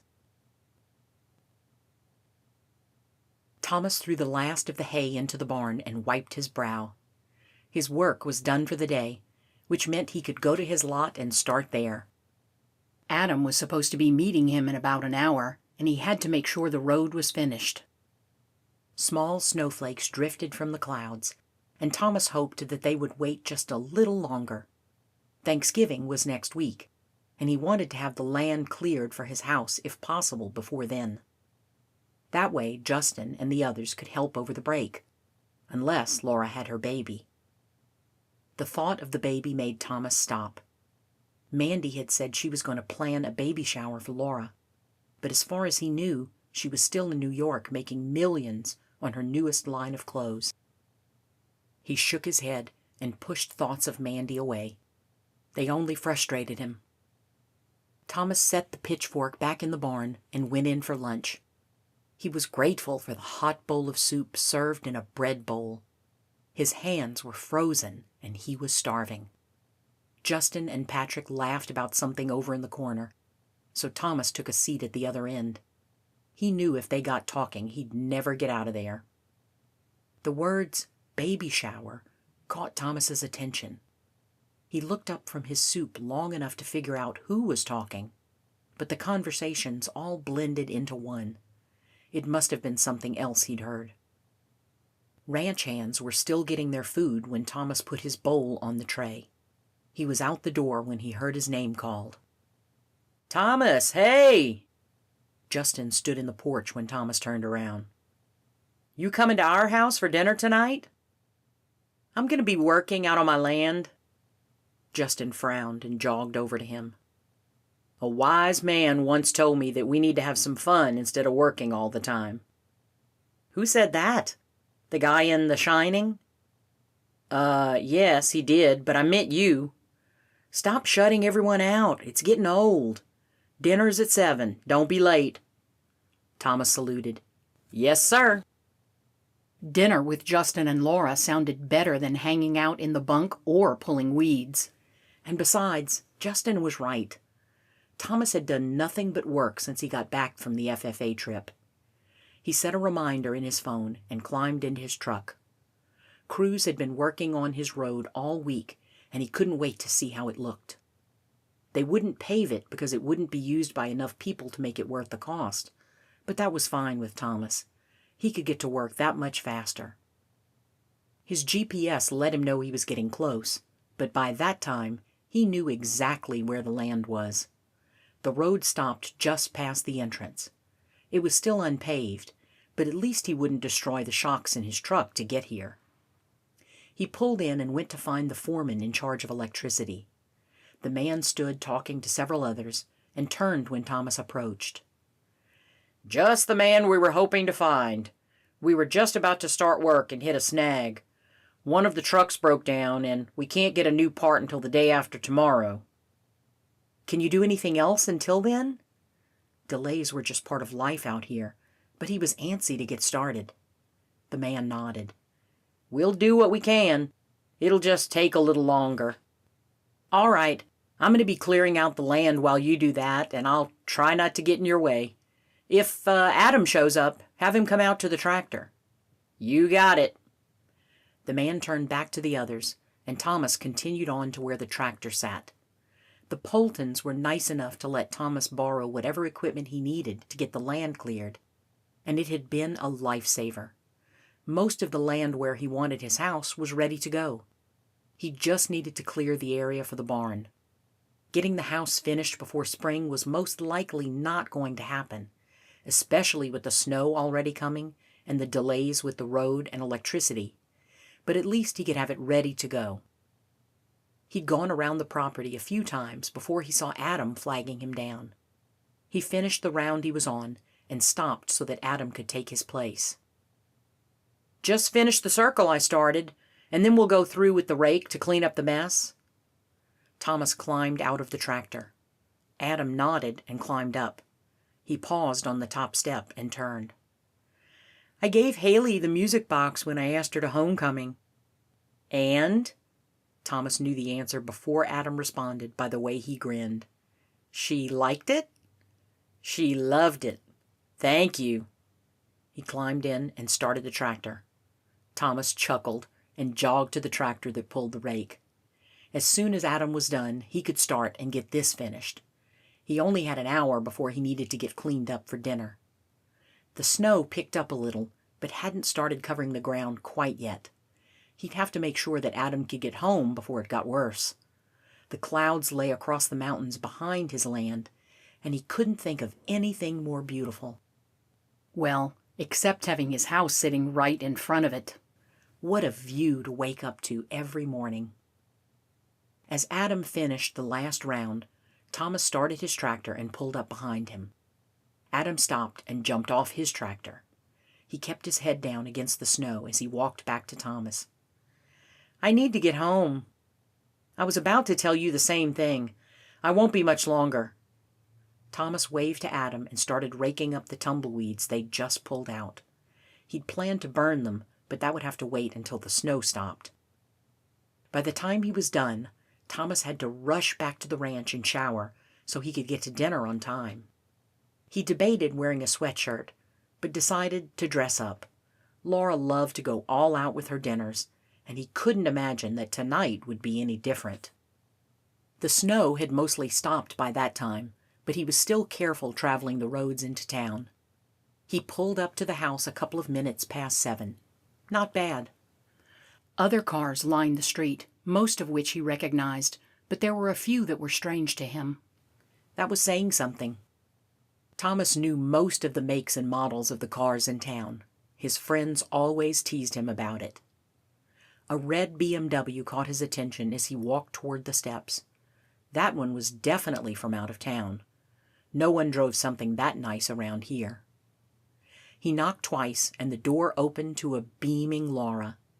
"Hey, you made it! Food is in the kitchen, and the football game is on downstairs." "Thanks."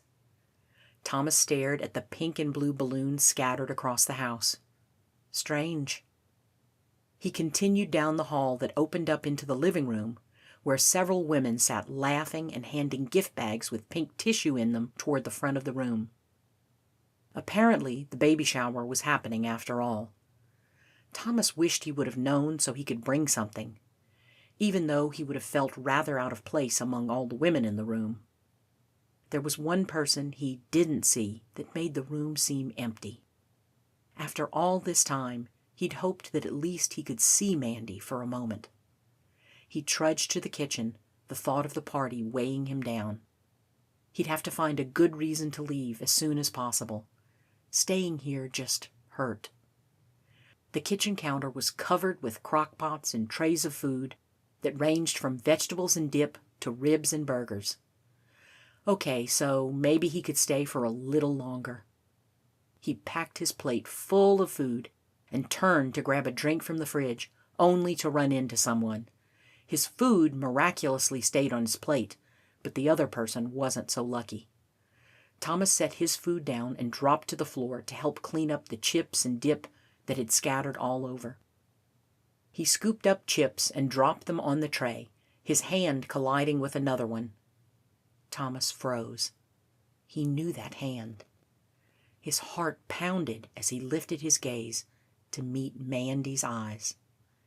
She was absolutely breathtaking. The fancy New York outfits had been replaced by a simple flannel shirt and jean skirt. Her hair was pinned back into a knot, and her makeup was complete with her red lipstick. Thomas had to remind himself to swallow and breathe. You're here." "I am." She blushed as they stared into each other's eyes. It wasn't until someone came into the kitchen and gasped that their gaze broke and they went back to cleaning up the mess. Thomas jumped up and grabbed a washcloth for the dip, and Mandy threw away the ruined chips. When they were finally done and the chips had been replaced, Thomas allowed himself to focus on her again. "When did you get here?" Thomas wanted to ask so much more, but he couldn't. He still had to keep his distance, or she'd take off again. Last week sometime." Mandy wouldn't meet his eyes. Those 4 words were like a slap in the face. She'd been here that long and hadn't even stopped to say hi. "Oh, and you're leaving tomorrow, after the baby's born?" Mandy finally met his eyes. "I'm not." "You're not." He forced his brain to comprehend what he'd just heard. "You're not what?" "Leaving." She went to the pantry and grabbed more plastic spoons and repositioned some of the trays. Thomas realized he hadn't spoken for a good minute. But what could he say? Nothing. Words weren't needed. He took the steps to close the distance between them and cupped her face in his hands, then brushed her lips with his. Sparks flew between them as he bent down to kiss her again. It didn't matter that they were in the middle of someone else's kitchen or that cheers erupted around him. What did matter was Mandy had just told him she was staying. Thomas sat on the couch watching the football game with Mandy's head on his chest. The baby shower had ended an hour ago, and rather than clean up, Laura had shooed her downstairs. Thomas still couldn't believe she was here. Mandy suddenly sat up straight as the receiver caught the ball and took off down the field. Her fists stayed clenched until he crossed the goal line. "Oh, yeah! I told you he'd get the next touchdown." Stuart, one of Thomas and Justin's friends, muttered something under his breath and dropped a 20 on the table. "I don't know how you do that." "She's magic. I warned you not to bet against her." Thomas took a drink and set his cup down on the coffee table next to him. The time ran out on the clock, and everyone stood to clean up and leave for home. Thomas picked up the extra cups and threw them in the garbage next to the stairs. When everything was cleaned up, he put his arm around Mandy, and they went upstairs. Laura leaned against a pillow on the couch, baby gifts surrounding her. Justin chuckled and turned to Thomas. I'll get her in bed. Thanks for your help, Mandy. I'll see you back here in the morning. You two don't do anything I wouldn't do. Justin grinned and handed Mandy her jacket. Thomas helped her put it on and then put his on. The air was brisk outside, promising more snow. So, where are you staying? Here, but I need to get the last of my bags from the hotel. I was going to stay there tonight and then come back in the morning. Do you need a ride? Mandy pointed to the red BMW. That's mine, but to be honest, I would feel better if I didn't have to drive on the ice. I'm more of a fair weather type of driver. Surely you've had to drive in the storms in New York. Thomas walked her out to his truck. Nope. I took the subway whenever it snowed. Mandy climbed inside the truck and shivered. It's a little early for this weather, isn't it? Thomas turned the ignition. It depends on the year. We've had snow on Halloween a few times, sometimes sooner. Just my luck to have it show up early. Thomas chuckled. So you're staying with Justin and Laura until you have a place? I actually have a place I'm going to rent, but it's not ready yet. Mandy pointed down the road. It's just up there if you want to see it. Thomas pulled out onto the road and followed Mandy's directions. When they pulled up in front of Esther's house, he looked at her in surprise. You're renting this? I fell in love with it as soon as I saw it. I'm helping Esther move into the local rest home so she can be with friends, and she's letting me rent instead of buy. Mandy studied his face. Do you know her? Everyone knows everyone, remember? Thomas glanced up at the house, remembering all the times he came to help in the yard with his friends. She served them lemonade and cookies when they finished. Esther is a sweet lady, and you scored big time on this house. I didn't think she'd ever sell. Mandy pulled out her phone and showed him the listing. My agent had been keeping an eye out for houses and a building while I drove here, and then for the first day or two after I got here. Most of them were ones I wouldn't step foot in, but when I saw this one, I just knew I had to have it. She was willing to let me rent so that I could get my feet on the ground. Can you tell me what made you decide to come here? Thomas took her hand. Last I saw you, I was told that you had to hurry back to New York to show off this new line of clothes you designed. Then nothing. Mandy grimaced. Sorry about that. I didn't know what to say, and I didn't want to drag things out when I was afraid I'd ruined everything with you. Thomas wanted to say that it was okay, but both of them knew that would have been a lie. So, what changed? Work. Missing you. Missing this valley.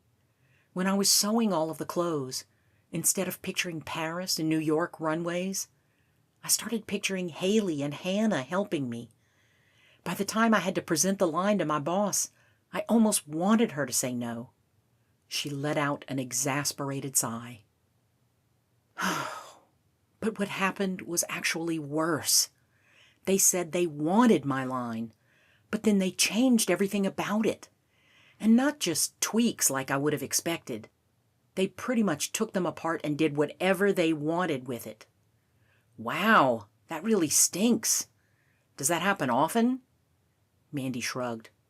Probably.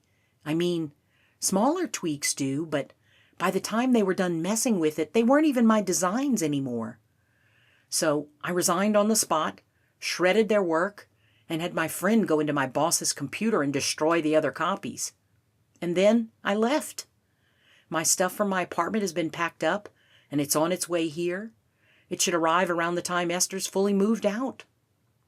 Thomas blinked. Remind me not to tick you off, okay? Mandy laughed. It wasn't anger so much as an answer for me. I'd already been tempted to come anyway, and that was just what I needed to actually do it. Well, I'm pretty thrilled that you did what you did, and that you were able to get this house. Lots of memories in there. You have no idea how relieved I am to hear you say that. I almost turned around so many times, for fear that you wouldn't be happy. I just gave up everything to come." Thomas leaned forward and kissed her again. "Don't ever, ever think I'm not glad to see you." And here I was, mad at myself for my spontaneity all over again. She lit up. "Want to see the location of my soon-to-be clothing shop?" Thomas glanced out at the dark sky. It had started snowing again while they sat there in the truck. "Can it wait till morning? We should get back before the roads get bad. That way we can have lunch together and I can bring you back to your awesome BMW. I was drooling over that earlier, by the way." Mandy grinned. "Well, maybe if you ask nicely, I'll let you drive it." "Deal." Thomas laughed and pulled out onto the road. "So, what did your parents say when they found out you were here?" She shrugged. "They're pretty concerned about my health and want me to see a therapist. Well, Mom does. Once Dan, our real estate agent, told him what was going and what my plans are, Dad calmed down. He's even going to help with a down payment on the building. So basically, they feel the same way my parents do." Thomas chuckled. "Pretty much." Mandy stared out at the sky. "How are there so many stars, even with the clouds?" Thomas shook his head. "I've lived here for almost 8 years, and I wonder the same thing every day." Mandy's phone buzzed. "Hello?" There was a pause. "Wait, what? We just left there." She hit Thomas on the shoulder. "Turn around. We need to get to the hospital. Laura's on her way." Thomas raised an eyebrow. "Turn around? The hospital isn't in town." "It's not?" Mandy went back to her call. "How far do you have to drive? What kind of place is this?" Thomas laughed and turned the corner to head to Burley. It was something he'd had to get used to as well. Going into town was great for some things, but for most, they had to head for Burley or Twin Falls. "Do they need us to grab them?" Thomas asked. Mandy repeated the question, then shook her head. "They're already halfway there." "And you just thought to call me?" Thomas stepped on the gas as he hit the highway. Thankfully, the road was still clear of snow, but there were a few wet spots he had to be careful on. Mandy hung up and leaned forward, her jaw tight. "Hey, it's going to be okay. Plenty of people have had to drive the 20 miles to the hospital. Besides, it'll take less time for us to get there than it would from your apartment to the hospital in Manhattan." Mandy shot a glare at him. "I know that. It's just, I've never done this before. None of my friends had kids. Half my nieces and nephews are my age, and the others I only ever saw when they were tiny, and my parents dragged me over to help out." Thomas took her hand and pulled her over to him. It was a little awkward driving and having his other arm around her, but she relaxed as they drove. If anyone had told him a few hours ago that he would be driving to the hospital with Mandy by his side, he would have thought they were crazy. "Know what's weird?" Mandy sat up straighter, but stayed close to him. "What?" Thomas stopped at the first stoplight as they reached Burley. Mandy looked up at him. "We both grew up in New York, and it took coming to Idaho to actually meet." Thomas laughed. "Well, there are a few less people here than in New York. That makes it a little easier." "True, but even then, what is it about this place?" "I think it's the potatoes. They're magical, and they mesmerize you until you no longer want to leave." Mandy elbowed him. "Sure, that's gotta be it." "Where are we anyway?" "Burley. I forgot you wouldn't have come this way if you flew into Twin Falls. This is where we go shopping if it's something we can't find in town. And if this place doesn't have it, we go to Twin." "It's so cool." They pulled into the hospital, and Thomas had to search for the right place to park for the maternity ward. "Are you sure we should be here?" Thomas asked as they climbed out. "Shouldn't we wait for her to actually have the baby? You can sit out in the lobby if you want, or you can head home if you need to work. I've missed a lot of this, and I want to be here for her." Mandy stepped onto the sidewalk. Where do we go?" Thomas gestured toward the main entrance. "I guess when all else fails, you ask the nice people at the front desk. See, this is why you're here with me." Mandy took his hand as they walked, and Thomas loved the way her hand felt in his. It was just so right. While she asked where Laura and Justin were, Thomas looked around. The lobby was pretty much empty with it being so late. "Do they know you're coming?" The nurse's question broke through Thomas's thoughts. Mandy was almost in tears as she tried to get them to let her back there. Thomas leaned forward against the counter.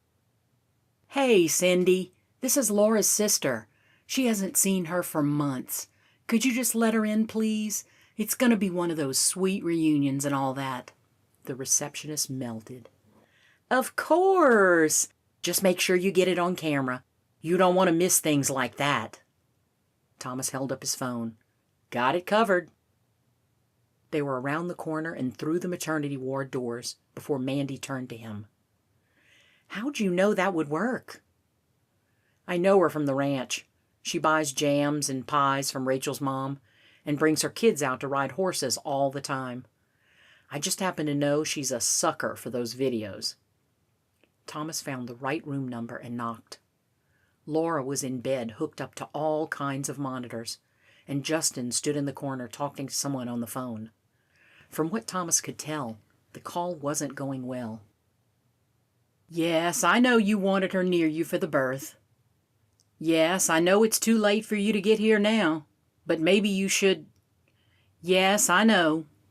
Mandy took the phone from him. "Hey, Mrs. Owens, it's Mandy." "Yes, I'm still alive. I'm here with Laura. Everything is fine." "Yes, my parents know where I am." "Why don't you just hop on the plane like you'd planned, and you'll see that everything is fine for yourself. Then you can tell my parents I'm not insane." "Okay, see ya. Love you." She handed the phone back to Justin and went to sit next to Laura's bed. "You just have to know how to talk to her." "It helps that she adores you." Laura held her stomach.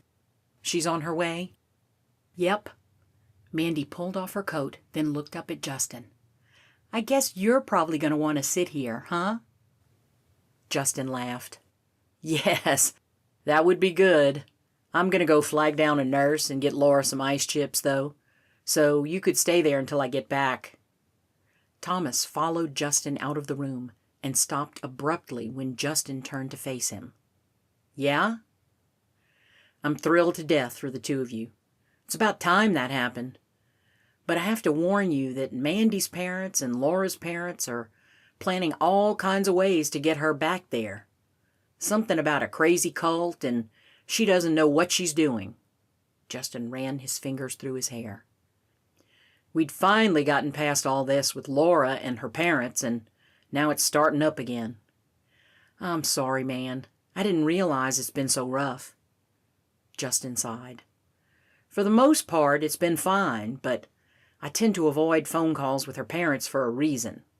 I would have tonight, except that Laura was in the middle of a contraction when her mom answered the phone." "Dude, that's rough." Thomas waited for Justin to talk to the nurse about the ice, and then they turned back toward the room. Would they really come and grab Mandy? Justin shot him a frustrated look.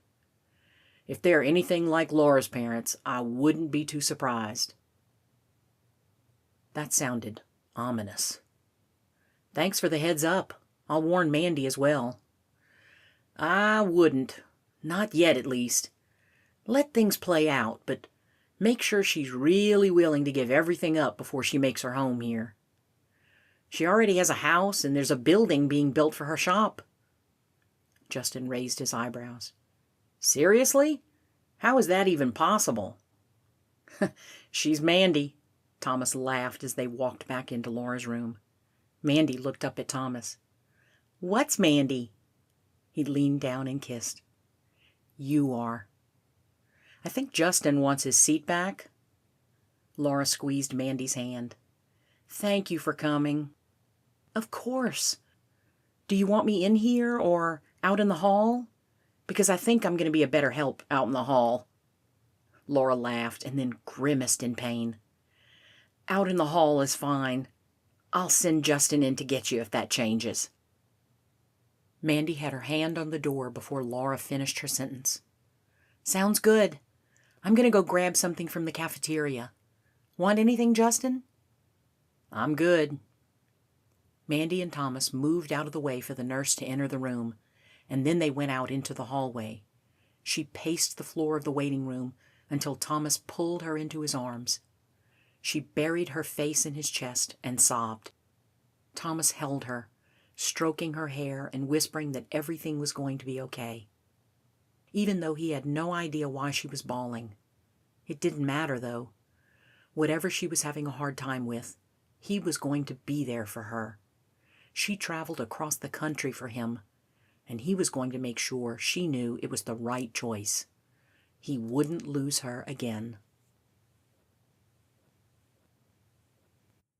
Chapter 7. Mandy stretched and slowly lifted Thomas's arm so she could get up off the couch. They'd been there all night, waiting for any news from Laura. Mandy should have realized it would take longer than an hour for her to have her baby. Thomas still slept, his head leaning against the couch. They'd been up talking for most of the night. She checked on him one more time, and then went to check on Laura. Everything seemed about the same as it was the night before.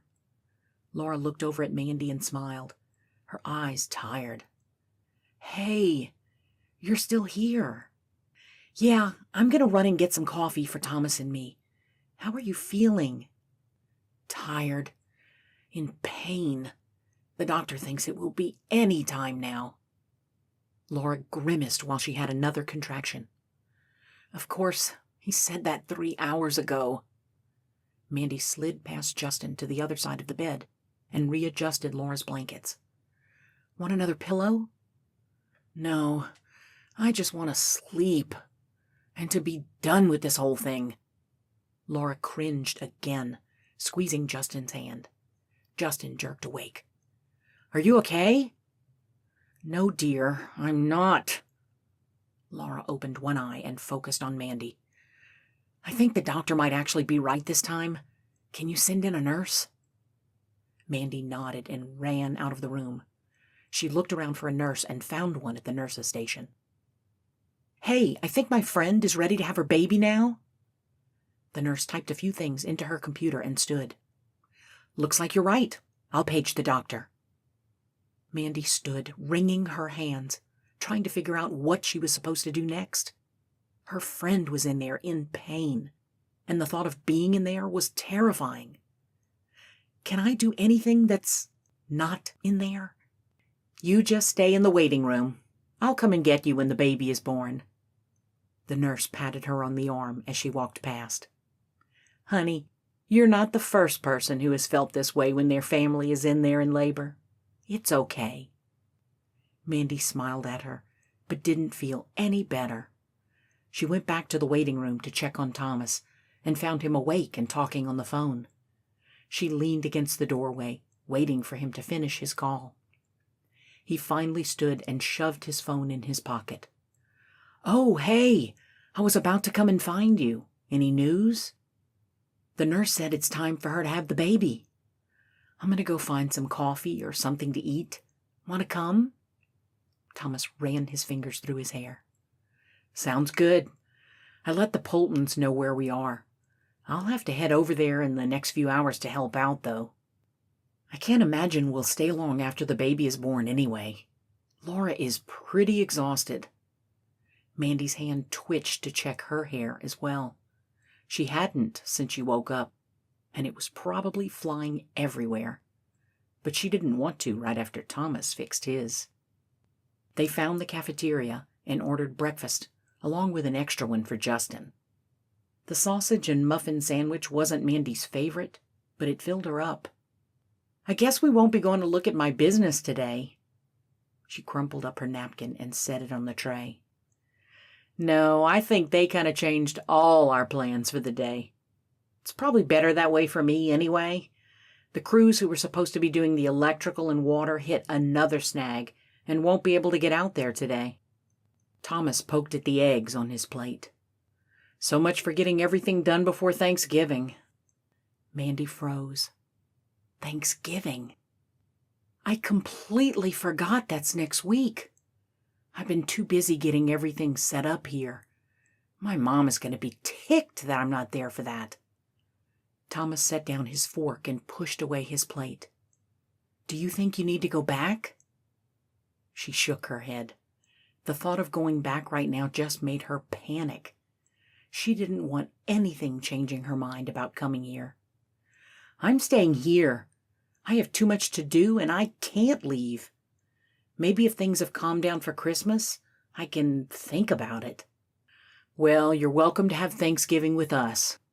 Well, me. Justin and Laura will probably have family here. He tapped the table. Huh, I guess I should probably figure out what I'm doing that day as well. Mandy laughed. Well, I'll be fully in the house by that time. We could always have our own dinner? Thomas's eyes lit up. We could do that. Do you know how to cook a Thanksgiving dinner? Hey, I know how to cook. I'll just have to figure out how to cook a turkey and everything else. Mandy squirmed in her chair. Maybe we should make different plans. I like this idea, though, but if you want to do something else, the hotel has had an amazing dinner there for the last couple of years. It started out at the ranch, but then they moved it over to the hotel because there's more space. Mandy was torn. Doing it herself sounded like fun, but if they went to the hotel, everything would be done for them. Which would you prefer? Thomas studied her for a moment before answering. Let's say we save the dinner by ourselves for whatever might happen to us in the future. And for now, we can have dinner at the hotel with family and friends. And what, pray tell, do you plan to have happen in the future? Mandy felt a thrill of excitement. She knew what he was getting at, but she wanted to hear it from him. Thomas took her hand in his. I plan to have you by my side. You've gotten away from me 2 times now. I don't plan to let it happen again. You make me sound a little flighty. Not flighty. You just know what you want and you go and get it. But now that you're here, it's my turn. His thumb caressed her fingers. Think you can handle that? Mandy stared at their hands clasped together. She expected to feel a sense of panic or fear, but there was none of that. When she met his eyes, she could see the worry in his. I suppose that the spoiled little Mandy can handle letting someone else get what they want for once. Thomas grinned. Awesome. That doesn't mean we're engaged or anything, right? Because... No. Thomas put both hands up in surrender. No, not today. I have nothing but a bunk bed and a bunkhouse right now, and I'm thinking the other guys would frown on sharing that with you. Give me a little time. Mandy's phone buzzed, but she ignored it. Agreed. We both have things that need to be done first. Thomas's phone went off next. He checked the message. His eyes lit up. The baby is here. Mandy blinked. She'd completely forgotten the reason why they were sitting in a hospital cafeteria. They ran out of the room and had to go back to get Justin's breakfast and straight to the delivery room. The nurse told them Justin had already gone with the baby to the nursery, so Thomas turned to leave. Seeing Laura lying there looking very pale sent a jolt of fear through Mandy. What if something had happened? Hey, it's okay. She's just resting. Thomas pulled her away, and they rounded the corner to where the nursery windows opened into a room full of bassinets. Justin gave them a thumbs up while his baby had her first bath. Mandy pulled out her phone to take pictures for Laura. She's so tiny. Thomas took a picture. Mrs. Polton would be ticked if I forgot to send a picture to her. You're probably right. Mandy put a hand on the wall next to the window and went on her tiptoes to get a better look. Oh, she's beautiful. She looks just like her mama." Thomas blushed when Mandy stared up at him. "Not that I think Laura is beautiful. I mean, she is, but I meant—" "I get it. And she does." Mandy's eyes filled with tears. Her best friend had a tiny baby. Life really had changed. The nurse finished with the bath and handed the baby to Justin. He held her up for them to see before sitting down in a rocking chair. Mandy took a few more pictures for Laura and then sent them to Laura's mom as well. "Are you Mandy?" a nurse asked as she walked up to them. "Yes. Laura is in her room if you'd like to see her." The nurse gestured for her to follow. Mandy took Thomas's hand as they walked down the hallway. She wasn't sure why she was so nervous, but her stomach was all tied in knots. It was when she saw Laura sitting up and laughing that Mandy finally relaxed. She grabbed Laura in a hug. "Oh, I was so worried about you." "Why?" Laura asked. "You just looked so pale when I saw you last. I thought something had happened and no one was telling me." Laura's jaw dropped. "You've never been this worried before. I must have looked terrible." "So bad. But oh man, she's so cute." Mandy found the pictures on her phone and handed it to Laura. "Looks like she's going to give you a run for your money with Justin. He's totally smitten." "He really is." Laura flipped through the others. "Thank you for these." "You're welcome. I sent them to your mom, too." Laura blinked, then burst into tears. "That's so nice of you. Thank you."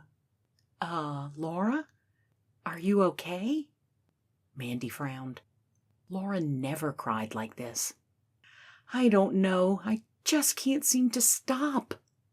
Laura grabbed a tissue from the box next to her bed. A nurse came in and chuckled. "It's the hormones. You'll have that happen a lot. Can I get you anything?" "Can I have food yet? I'm starving." Laura wiped her eyes. The nurse checked Laura's monitor. "Yes, I'll grab you a sandwich and something to drink. Any preference?" Laura burst into tears again. Mandy sighed. "She loves apple juice if you have any." The nurse nodded and left the room. Mandy crawled up on the bed next to Laura and leaned her head against her friend's shoulder. Thomas smiled and left the room to give them some privacy. "So, Thomas, huh?" Laura sniffled. "Yep." Mandy hesitated. "He kinda sorta almost proposed to me in the cafeteria." Laura gasped. "Seriously?" "Yeah, I told him it had better not be a real proposal, and he assured me it wasn't. But really, it kinda was." Mandy caught the glare from the nurse who walked in, and she climbed out of the bed. "Sorry. She was just upset." "Yes, well, I hope you didn't pull on her IV." The nurse set the food down on the tray and then made a show of checking all the cords and tubes. Mandy couldn't meet Laura's eyes for fear of laughing. She'd been careful not to mess anything up. "When does Laura get to see her baby?" "Whenever she's ready." The woman wrote a few notes in the chart. "I'm ready." Laura took a bite of her sandwich. "Oh, man. Ham and cheese never tasted so good." The nurse finished her notes and then scurried to the door. "I'll have her brought right in." "Thank you." As soon as the door shut, Laura burst into giggles. "Way to go, Mandy. You could have messed with things." "Yes, I know. I'm ashamed." Mandy flopped onto the couch. "Has Justin shown you any of the pictures of my building yet?" "They've already started?" Mandy pointed to her phone that sat on the table. "There's not much. Apparently, when you wave money in their face, people move faster. Most of what's on the camera are pictures of what it will look like." "Wow." Laura handed Mandy back her phone. "You've been busy." "I had to find things to distract me so I wouldn't go running off and make a fool of myself in front of Thomas." Mandy sat up. "All I need is a name." Laura leaned back against her pillow. I thought Mandy's Chic Boutique was the name you picked. I just put that because they needed a name for the blueprints. Can you honestly see that working here? Probably not. Laura brightened as the door opened and a small bassinet was pushed inside the room. Justin followed behind, looking both dazed and happy at the same time. He gently picked up his little girl and placed her in Laura's arms. Meet baby Chloe. Laura beamed up at Justin. You decided then? Yep, as soon as I saw her, I knew she was a Chloe. Justin kissed the top of Laura's head. We did good. Yes, we did. Laura touched Chloe's hands and her cheek. Mandy took a few more pictures of the sweet family, then stood. We'll let you guys bond and get some rest. Thomas needs to get to work, and I should probably go help pack some more. Laura looked up, surprised. Don't you want to hold her? Well, yes, but I didn't want to interrupt. You just got her. Justin took Chloe from Laura and set her in Mandy's arms. It was almost like holding air. She was so light. Her skin was soft, and she really did look just like her mom, but with Justin's dimple in her cheek. Chloe stretched, her mouth opening wide in a yawn. Mandy was pretty sure she was going to explode with all the cuteness. She handed Chloe back to Justin. She's adorable. Anytime you need a babysitter, you better call me. Yeah, you say that now. Just wait till she screams. Laura smiled. Thank you for being here and taking all the pictures. You know I wouldn't miss it for anything. Mandy bent down to give her a hug, then turned to Thomas. Did you want to hold her? No, I really do need to take off. I can take my turn when we come back to visit. Thomas clapped Justin on the back. Congrats, man. Thomas and Mandy walked back to Thomas's truck. Mandy could still feel the baby in her arms. You're not already baby hungry, are you? Thomas chuckled. What? He waved his hand in front of her face. I've recognized that look before. All of Rachel's friends had the same look when they first saw Evan. I'm not baby hungry. Mandy knew it was a lie, even as it left her mouth. But babies would have to wait.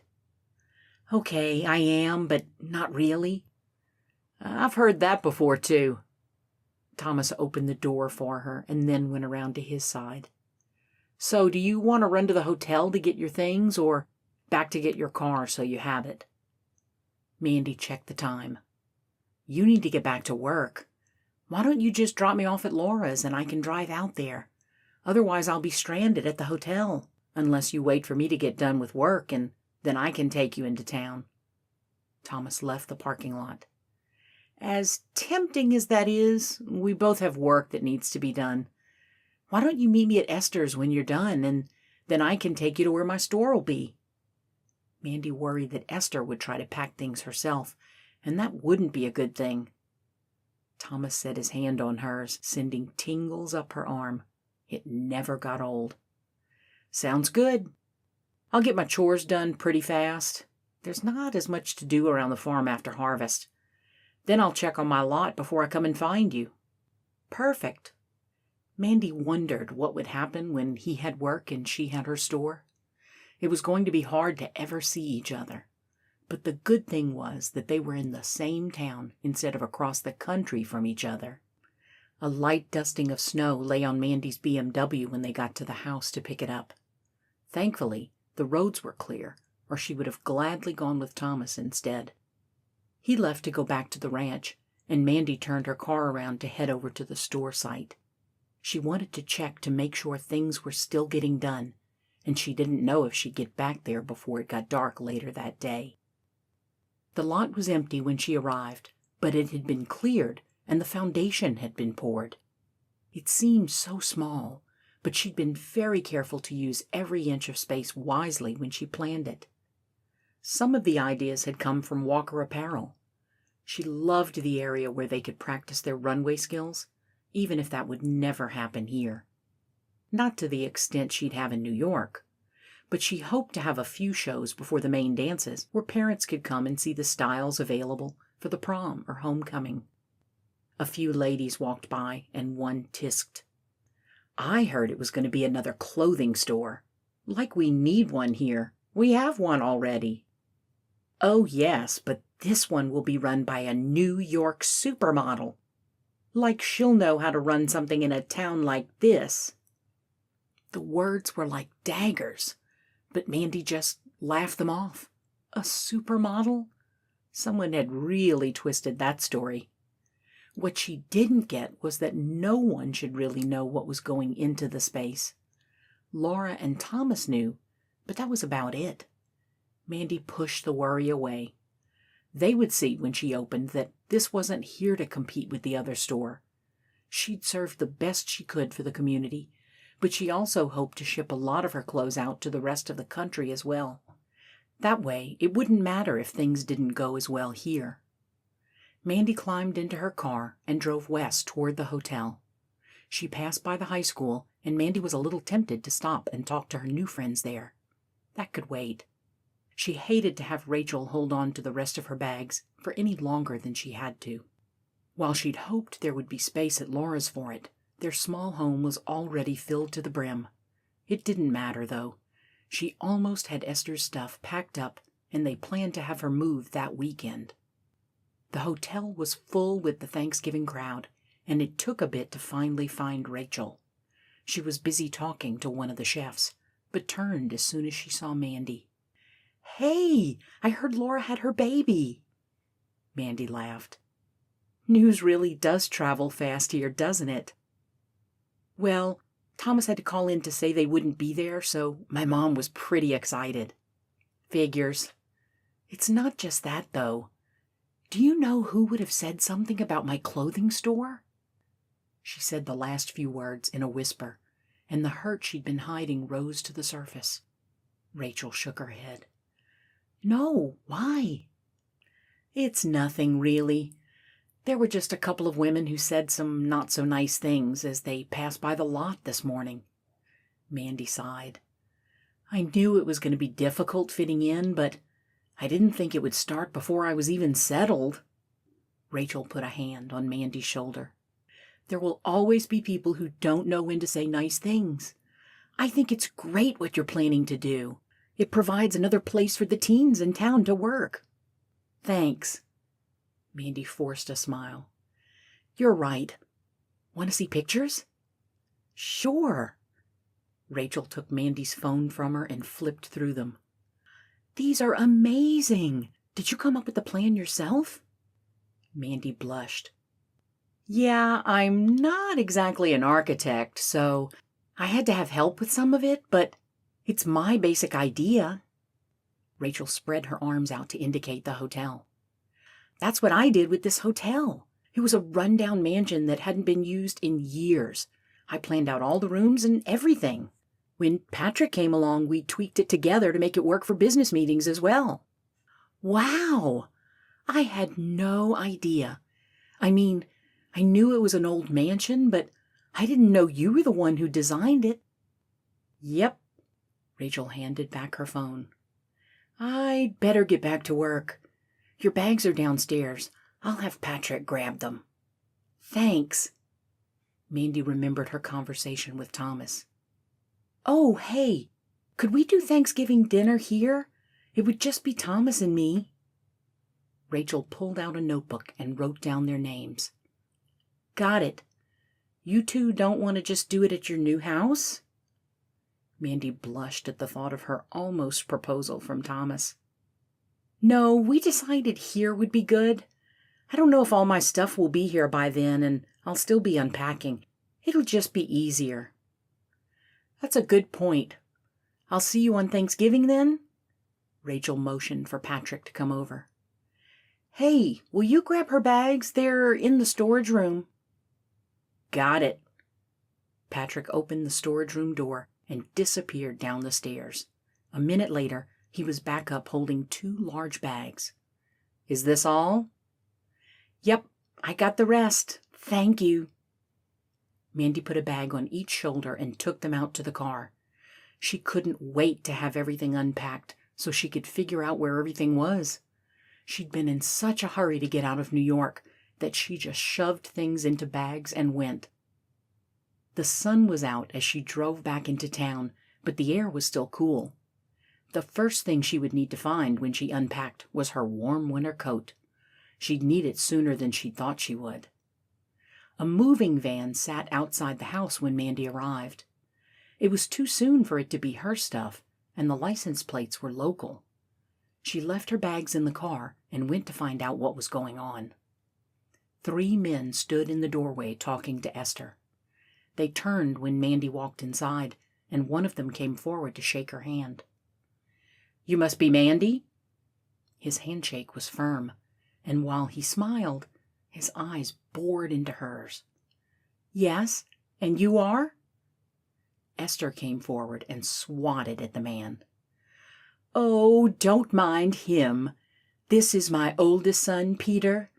He doesn't like that I'm selling the place, even though he hasn't been back in 5 years. And this is William and Eric, my other 2 sons. Isn't it wonderful?" "We'd like to see the lease that you signed for the house."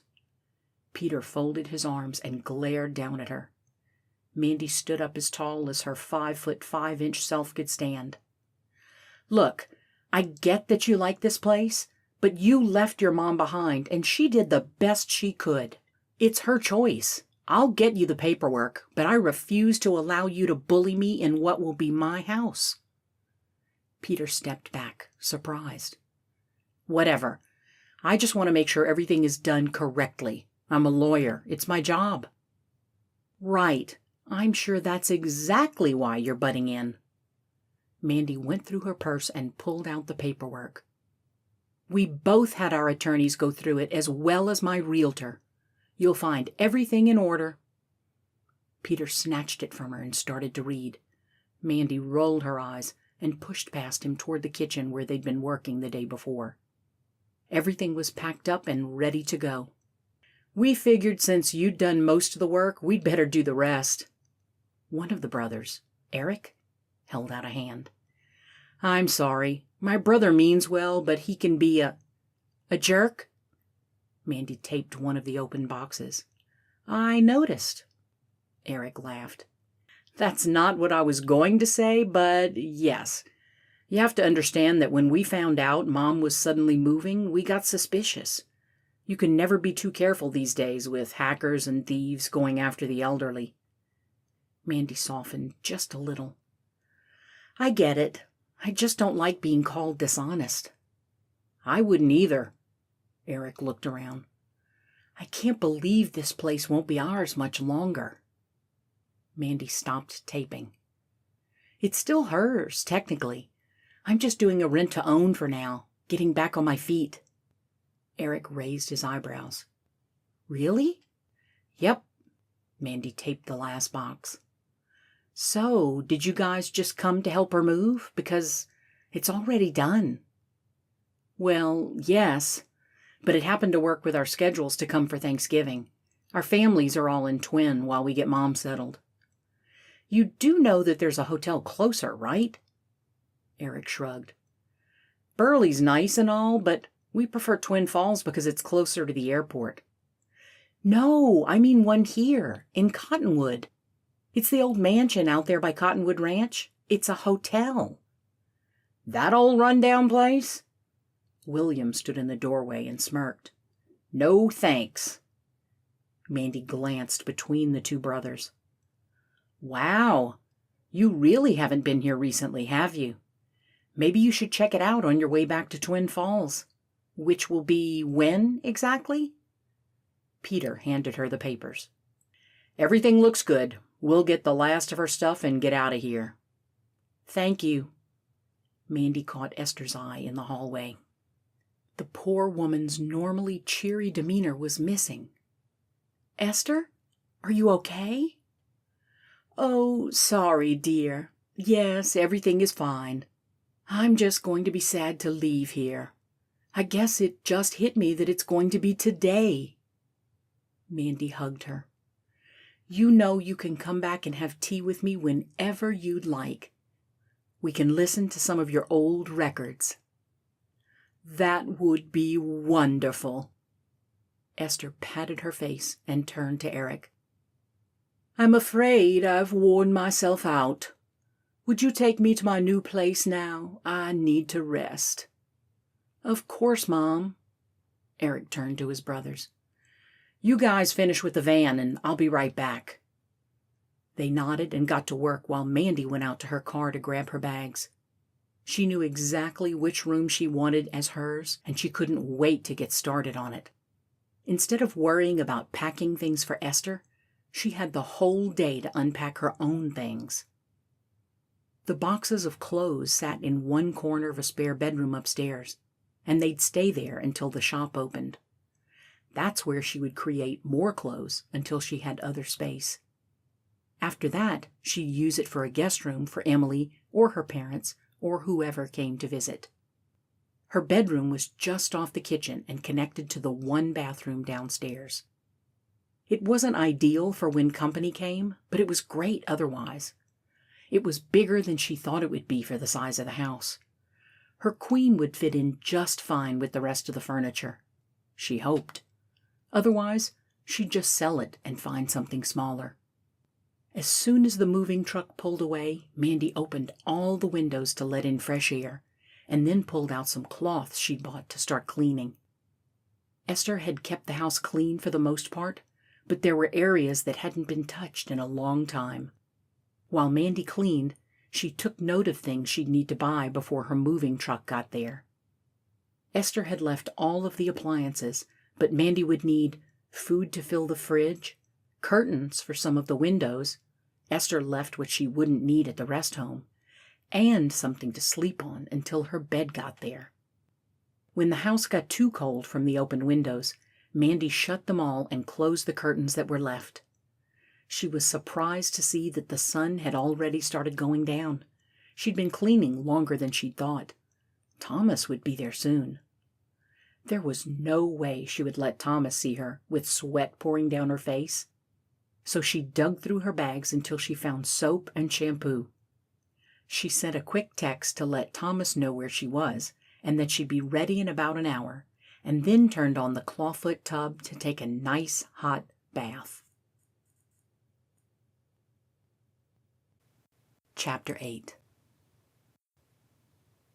Thomas stood on the doorstep of Mandy's new house holding flowers for her. He checked his phone again to make sure that he'd gotten the right time when another text came in. "Sorry, coming. I'd offer to have you come inside and sit down, but I have no couches. Be right there." Thomas chuckled and leaned against the railing on the porch. He knew all too well what it was like to get lost in work. He'd done the same thing and was relieved when she said she'd be later than they'd planned. A few minutes later, Mandy opened the door and Thomas just stood there. She was dressed in a long-sleeve dress that hugged her curves. Her hair was pulled up and her makeup was light. "Sorry again. I lost track of time." Mandy pulled on a pair of designer boots and grabbed a thick fur coat. "Ready?" "You're already moved in?" Thomas asked in surprise. Mandy grabbed her keys. "Sort of. I have everything except a couple of things from Laura's house. Esther's boys came and helped move the rest of her stuff out of here." Thomas hadn't ever met them, but he'd heard stories of how they'd been wild in high school and then went on to be successful businessmen. They just didn't care to come home and visit their mom. "That's great. When is the rest of your stuff supposed to get here?" Thomas pulled the door shut behind her and they walked to the truck. "That's a good question. I'll have to call in the morning." Mandy climbed in. Thomas drove them to the small diner in town. He waved at Jamie, the woman who owned the diner. She came over, grinning. "Hey, it's Mandy, right? I haven't seen you here for a while." Jamie handed them their menus. "But you'll be seeing a lot of her now." Thomas put an arm around Mandy. "She just moved here from New York." Jamie glanced between them. "Wait, are you the one who's opening the clothing shop?" Yes. Mandy turned to Thomas. Seriously, how does everyone know that? I gave up trying to figure that out a long time ago. Thomas took a seat near the back of the diner and opened the menu. Mandy put a hand on his menu. No, I really want to know. Who's been telling people about my store? Thomas shook his head. I don't know. I really don't. Rachel would never say anything, and neither would Laura or Justin. And you know I wouldn't. Maybe it was one of the contractors working on the store? Maybe. Mandy moved her hand and opened her own menu. She was quieter than usual after they ordered their food. Do you think I'm crazy to open this here? No. Thomas leaned forward. What's going on? Did someone say something to hurt you? Mandy stared down at the menu for a moment before finally telling him what had been said that morning. It made his blood boil to know that someone could be so rude. You don't know who it was? Thomas clenched his jaw. No, and I didn't want to turn and look. Mandy froze. They're here. Well, one of them is. Thomas looked around the diner. There were a few families here. Where? Behind me. I recognize her voice. When Thomas saw who it was, he rolled his eyes. Figures. She knows more gossip in this town than anyone I've ever met. If it was her saying those things, I wouldn't let it get to you. It's more than likely that she bugged the contractors until they told her everything they knew. I'll take care of it. Mandy jumped. No, please, no. You already said it doesn't matter. It doesn't, but she needs to stop anyway. Thomas was tired of the small-town gossip.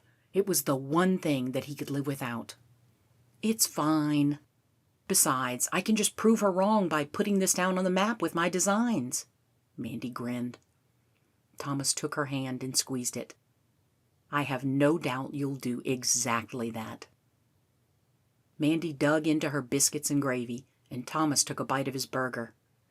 The only one who could make a better burger than Mrs. Polton was Jamie, but he'd never admit that to anyone, not if he wanted to keep his job.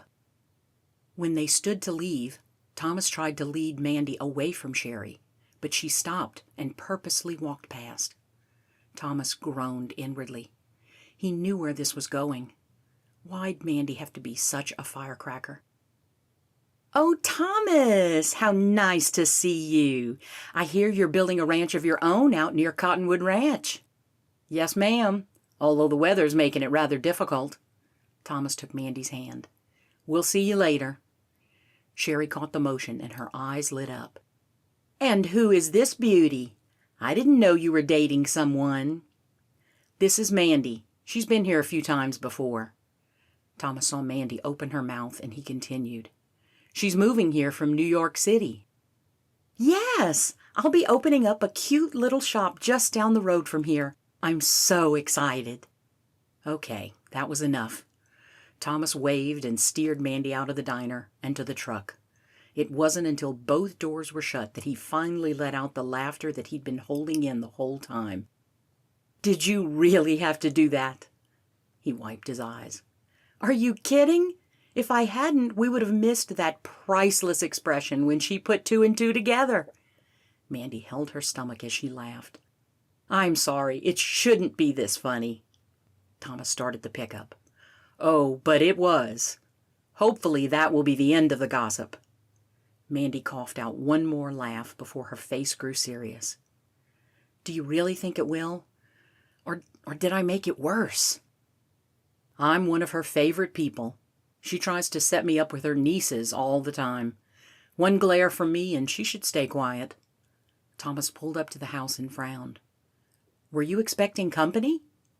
Mandy's eyes grew wide. No. Do we need to call the police? Maybe we should change the locks just to be sure.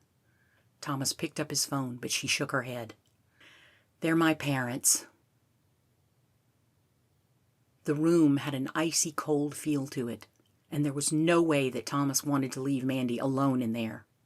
But when her dad demanded that he leave so they could talk, he didn't argue. They spoke in low voices so that Thomas wouldn't hear, but Mandy would speak loud enough that Thomas could at least hear her side. "I'm sorry you came all the way here. Everything is fine." Mandy's voice was pleading. "Dad, you told me you were okay with this." "Your father made a mistake." Her mom's voice carried through the house. "You will come with us tonight. We have a flight in the morning. We can ship the rest of the stuff then." Mandy laughed. "I'm not 16 anymore, Mom. I have a job. Or I will once the building is done. I have friends here. I have this house. You can't just take me away." "You may not be 16, but you're certainly acting like it. Charles, tell her she's coming." "Dad, don't." Mandy's voice was harder than Thomas had ever heard it. "Natalie, I think we need to talk about this." Thomas set down the glass unicorn figurine he'd been holding and took a step toward the room. They weren't taking her away from him, not when he'd just gotten her back. "Charles!" Natalie's voice rose. Thomas strode into the room and put an arm around Mandy. "She's not leaving." "Thomas, it's okay. I've got this." Mandy stepped away. "I'm not leaving. I have commitments here that I can't walk away from." Charles turned toward Natalie. "She's right, honey. She already signed contracts on the business and this house. Contracts can be broken." Natalie stuck her chin up in the air. "Charles, bring our things in. We will stay here tonight in this house and leave in the morning." That was it. He had to do something. Now. "Wow. They really are just like my parents." Thomas looked down at Mandy. "They'd fit right in at the Hamptons." Mandy's eyes widened. Thomas's heart beat rapidly. It was a dangerous game he was about to play, but it was his last shot. He just hoped Mandy would go with it. Thomas noted that Natalie had paused at the door. "Hamptons?" She glanced between them. "What is he talking about, Amanda?" Mandy squared her shoulders. "I didn't tell you that, Mother? Thomas's family lives in the Hamptons. He moved here with his uncle in high school, but goes back to visit them for the holidays." That last part was a lie, but they didn't have to know that. Yet. Thomas watched her reaction to see if they needed to push it farther. Her mom was caving, slowly, but the look she still gave him. "Yes, in fact, I'd planned to take her there this Christmas. As my wife." Where had those last 3 words come from? He told Mandy he wasn't going to propose for a while, and now this? "Is this true, Amanda?" She glanced down at Mandy's hand, as if expecting a ring. Mandy tucked her hand into her dress. "Yes, we've known each other for years, so when we ran into each other, we knew there was no point in waiting. It was so unexpected that Thomas hadn't had a chance to ask Dad for permission yet." Smooth. But Thomas was still reeling inside. There had to be a way to back out of this without losing face in front of her parents, right? Probably not. And it wasn't like he didn't want to marry her. That had been in the plan since the moment he realized it was her he'd saved from the bus in Indianapolis. And when she'd suddenly shown up at the convention the next day. Mandy's mom dropped her hand from the doorknob, and she folded her arms. "What is Mandy's favorite color?" What? Thomas felt Mandy stiffen next to him, and he knew he'd better get the answer right. He thought for a moment, but then it hit him. No matter what pattern or style she wore, there was always one color present. "It's red." "What instrument did she play in high school?" Thomas had no idea. "She danced, not played an instrument." Her mom smirked. "Trick question. Well done. Mandy's favorite meal?" "Biscuits and gravy. They remind her of her grandma who died when she was 12. He'd heard enough of the story at the diner when they'd first eaten there. She just didn't know it at the time. "Clever boy. And last one. Her favorite designer?" Not Walker Apparel. That was too easy. He had no idea what her mom did, And by the look of her clothes, she didn't design them. She doesn't have one. She prefers to create her own. Thomas felt Mandy relax in his arms. That was a total guess, but she'd always seemed to do her own thing as far as clothes went, and she was building her own shop. He just hoped he was right. Mandy's mom held a hand out for Thomas to take. "You may call me Natalie. Now, we must find somewhere that's open for a wedding as soon as possible, or you will be out of luck. I assume you'll have another reception in the Hamptons at Christmas?" Sure." Thomas's parents were going to flip when they found out he was having a wedding reception there. His mom would go as crazy as Mandy's mom. Mandy stepped toward her parents. "Hey, we can do this in the morning. Why don't you two grab your things and I'll find a place for you to sleep?" "Very well, but no sleeping in. We have too much to do in too little time." And for the first time since Thomas met Mandy's parents, Natalie smiled.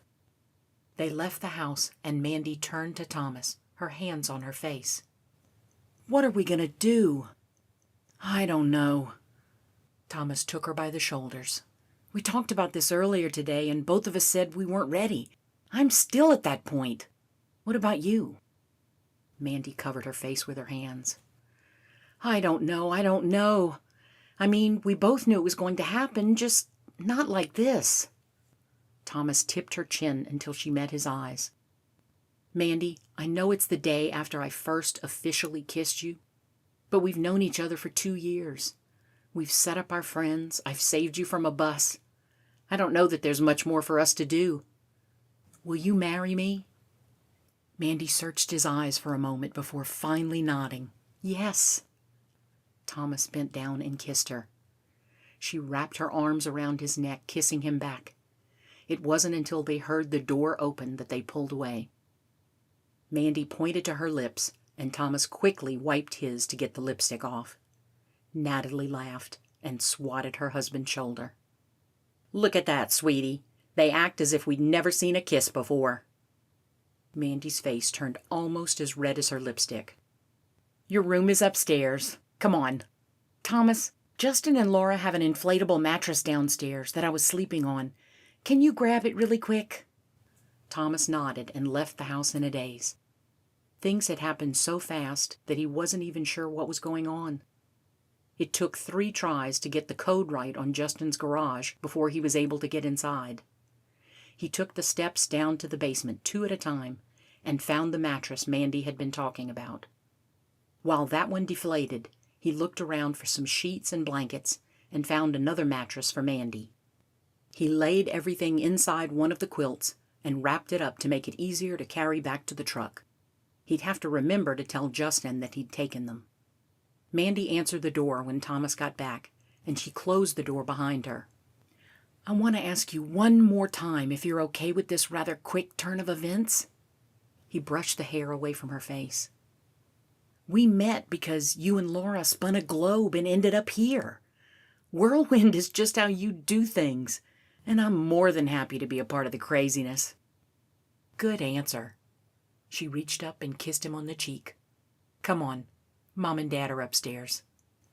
Thomas helped get everything set up before he bowed out and headed back toward the ranch. Between the Poltons, his parents, and Justin, Thomas had a lot of explaining to do the next morning. Chapter 9. Mandy leaned back on her couch that had been delivered the day before and took a deep breath.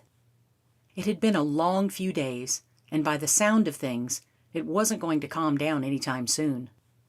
Chloe cooed in her arms as she stared at the new world around her. Laura lay on the other couch, flipping through bridal magazines. "I'm thinking next year, when Chloe is old enough to stay with a babysitter, we take another trip with the 4 of us.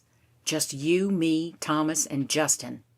If this shop takes off, I'm all for it. Right now, I'm a little broke."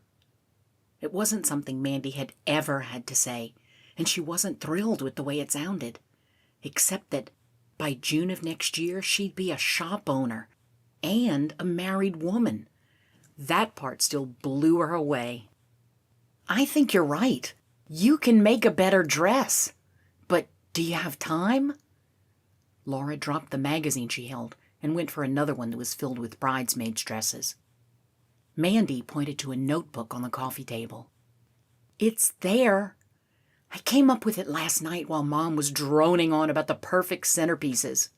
Laura flipped through and gasped. "It's perfect!" "Thanks. I think so too. Emily's supposed to be working on it right now." Mandy clapped Chloe's hands together. "It's too bad she's not a little older. I'd have her be the flower girl." Laura laughed. "I'd like her to be old enough so she'd actually sleep at night." The door slammed, and Mom walked into the living room holding an armful of tablecloths. "I believe we're down to these 3. It's a good thing. The wedding is in 2 days." Mandy sat up and stood to hand Chloe back to Laura. "Oh, no, you don't. I need to see this little one." Mom held her arms out. "Oh, she's just a doll." Laura rolled off the couch. "Thank you. I'll be right back." Mandy held up the notebook. "My dress.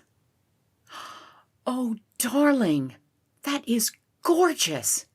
You designed this?" Mom looked at her with a respect that Mandy hadn't seen before.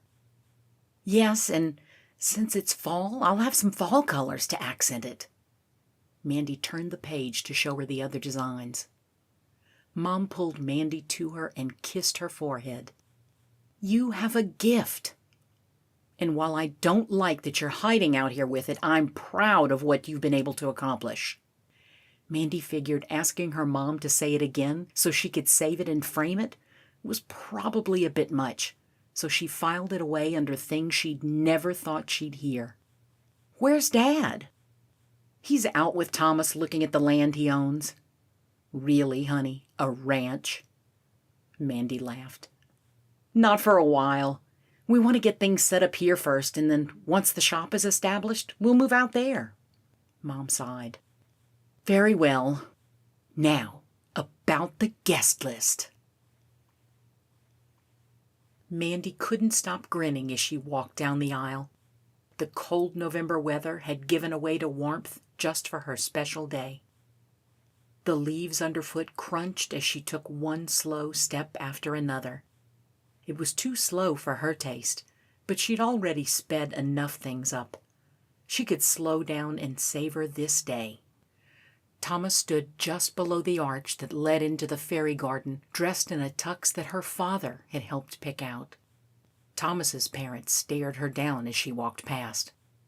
While Thomas had won over her parents, it would be a while before she would win over his. Not even the promise of the reception in New York had appeased them. Laura gave Mandy a thumbs up, and Emily stood next to her, grinning. She'd fallen in love with everything about this place, but still swore she would never leave the big city. Mandy knew that would only last for so long. Dad kissed Mandy's cheek and went to sit down by Mom. Thomas took her hand and they faced the pastor. The stooped man had also married Justin and Laura, so it was only natural that they chose him. "I have known Thomas for years. He came to us a little rough around the edges, but he grew to be a remarkable young man. I feel so honored that he would ask me to marry him to his beautiful bride." Thomas cleared his throat. "Thank you." Mandy was surprised at the emotion in his voice. "Thomas, do you take this woman to be your lawfully wedded wife as long as you both shall live?" "I do." Thomas smiled and squeezed Mandy's hand. "Amanda, do you take this man to be your lawfully wedded husband as long as you both shall live?" "I do." "By the power vested in me, I now pronounce you, Thomas and Amanda, as husband and wife lawfully wedded before God. You may now kiss the bride." Mandy's heart felt like it would burst as Thomas bent down and pulled her in for a kiss. She wrapped her arms around his neck and kissed him back. Her cowboy. She took his hat off and tossed it into the crowd, followed by her bouquet. Chaos broke out as people scrambled to catch each one of them. Mandy jumped when someone tapped on her shoulder. She turned to find Justin and Laura standing there, holding a globe. Mandy looked up at Thomas. "Are you ready?" Epilogue. 6 months later. Mandy stared up at the sign in front of her store. Mandy's. No, it wasn't unique, but she didn't care. It was hers. A line had formed outside to get in, and a giddiness filled her stomach. It had been a brilliant idea on Thomas's part to open during the 4th of July festivities. The town was packed with people, and they all had to see the newest store. "Ready?" Laura held the door closed. Thomas and Justin both gave a thumbs up. They'd been the volunteered bouncers for the crowd, a job they took a little too seriously with their black shirts and sunglasses. Haley and Hannah stood just inside the store, their shiny new badges pinned to their work shirts. "Ready." Mandy reached inside the door and flicked the switch. The open sign buzzed to life and a cheer went up. She moved to the front desk, and Laura pushed the door the rest of the way open. The crowds poured in, oohing and aahing over the clothes hanging on the racks throughout the store. Mandy made sure each of the employees and volunteers were in control of their section of the store, but stayed back to be ready for any questions that would come her way. Some of the people bought items, while others wandered out. These styles weren't for everyone, and that was okay. Thomas came into the store and took off his sunglasses. "Everyone's in." "Thanks." Mandy reached up and kissed him on the cheek. "They seem to like it." "Of course they do. They'd be crazy to think otherwise." Thomas hugged her, then backed away as a familiar face appeared in front of Mandy. Dawn. "So, this is where the patterns went." Dawn gestured to one wall that displayed all of Mandy's first designs. "I hate to admit when I'm wrong, you know." Mandy smiled. "And?" A man came up and stood next to Dawn. He held out his hand with a smile. "And our company owes you a big apology. When I found out that I lost this line because they completely changed your work, I was less than pleased." Mandy couldn't stop staring. Lance Walker was standing in her store. He'd flown thousands of miles just to come to her store. "Mr. Walker, it's a huge honor to have you here." Mandy's hands shook. "And there is no apology needed. It just gave me the reason to leave and do what my heart was telling me to do." Lance handed her a card. "Even so, we hate to see you leave. Give us a call if you ever want to return." "Thank you, Mr. Walker." He shook her hand again and then went to one of the racks to look through it. Dawn left the store, shooting a glare at Mandy as she left. Mandy shrugged off Dawn's anger. If anything, Mandy wanted to thank her. She stared down at the card, then put it in her back pocket. Maybe someday she'd take a look at it again. But for now, she was content right here. She was home. This has been Finding His Heart, Cottonwood Ranch. Written by Jacqueline Hardy. Narrated by Chrissy Bienvenu. Copyright 2018 by Dragons and Fairy Tales Press. Production copyright by Dragons and Fairy Tales Press.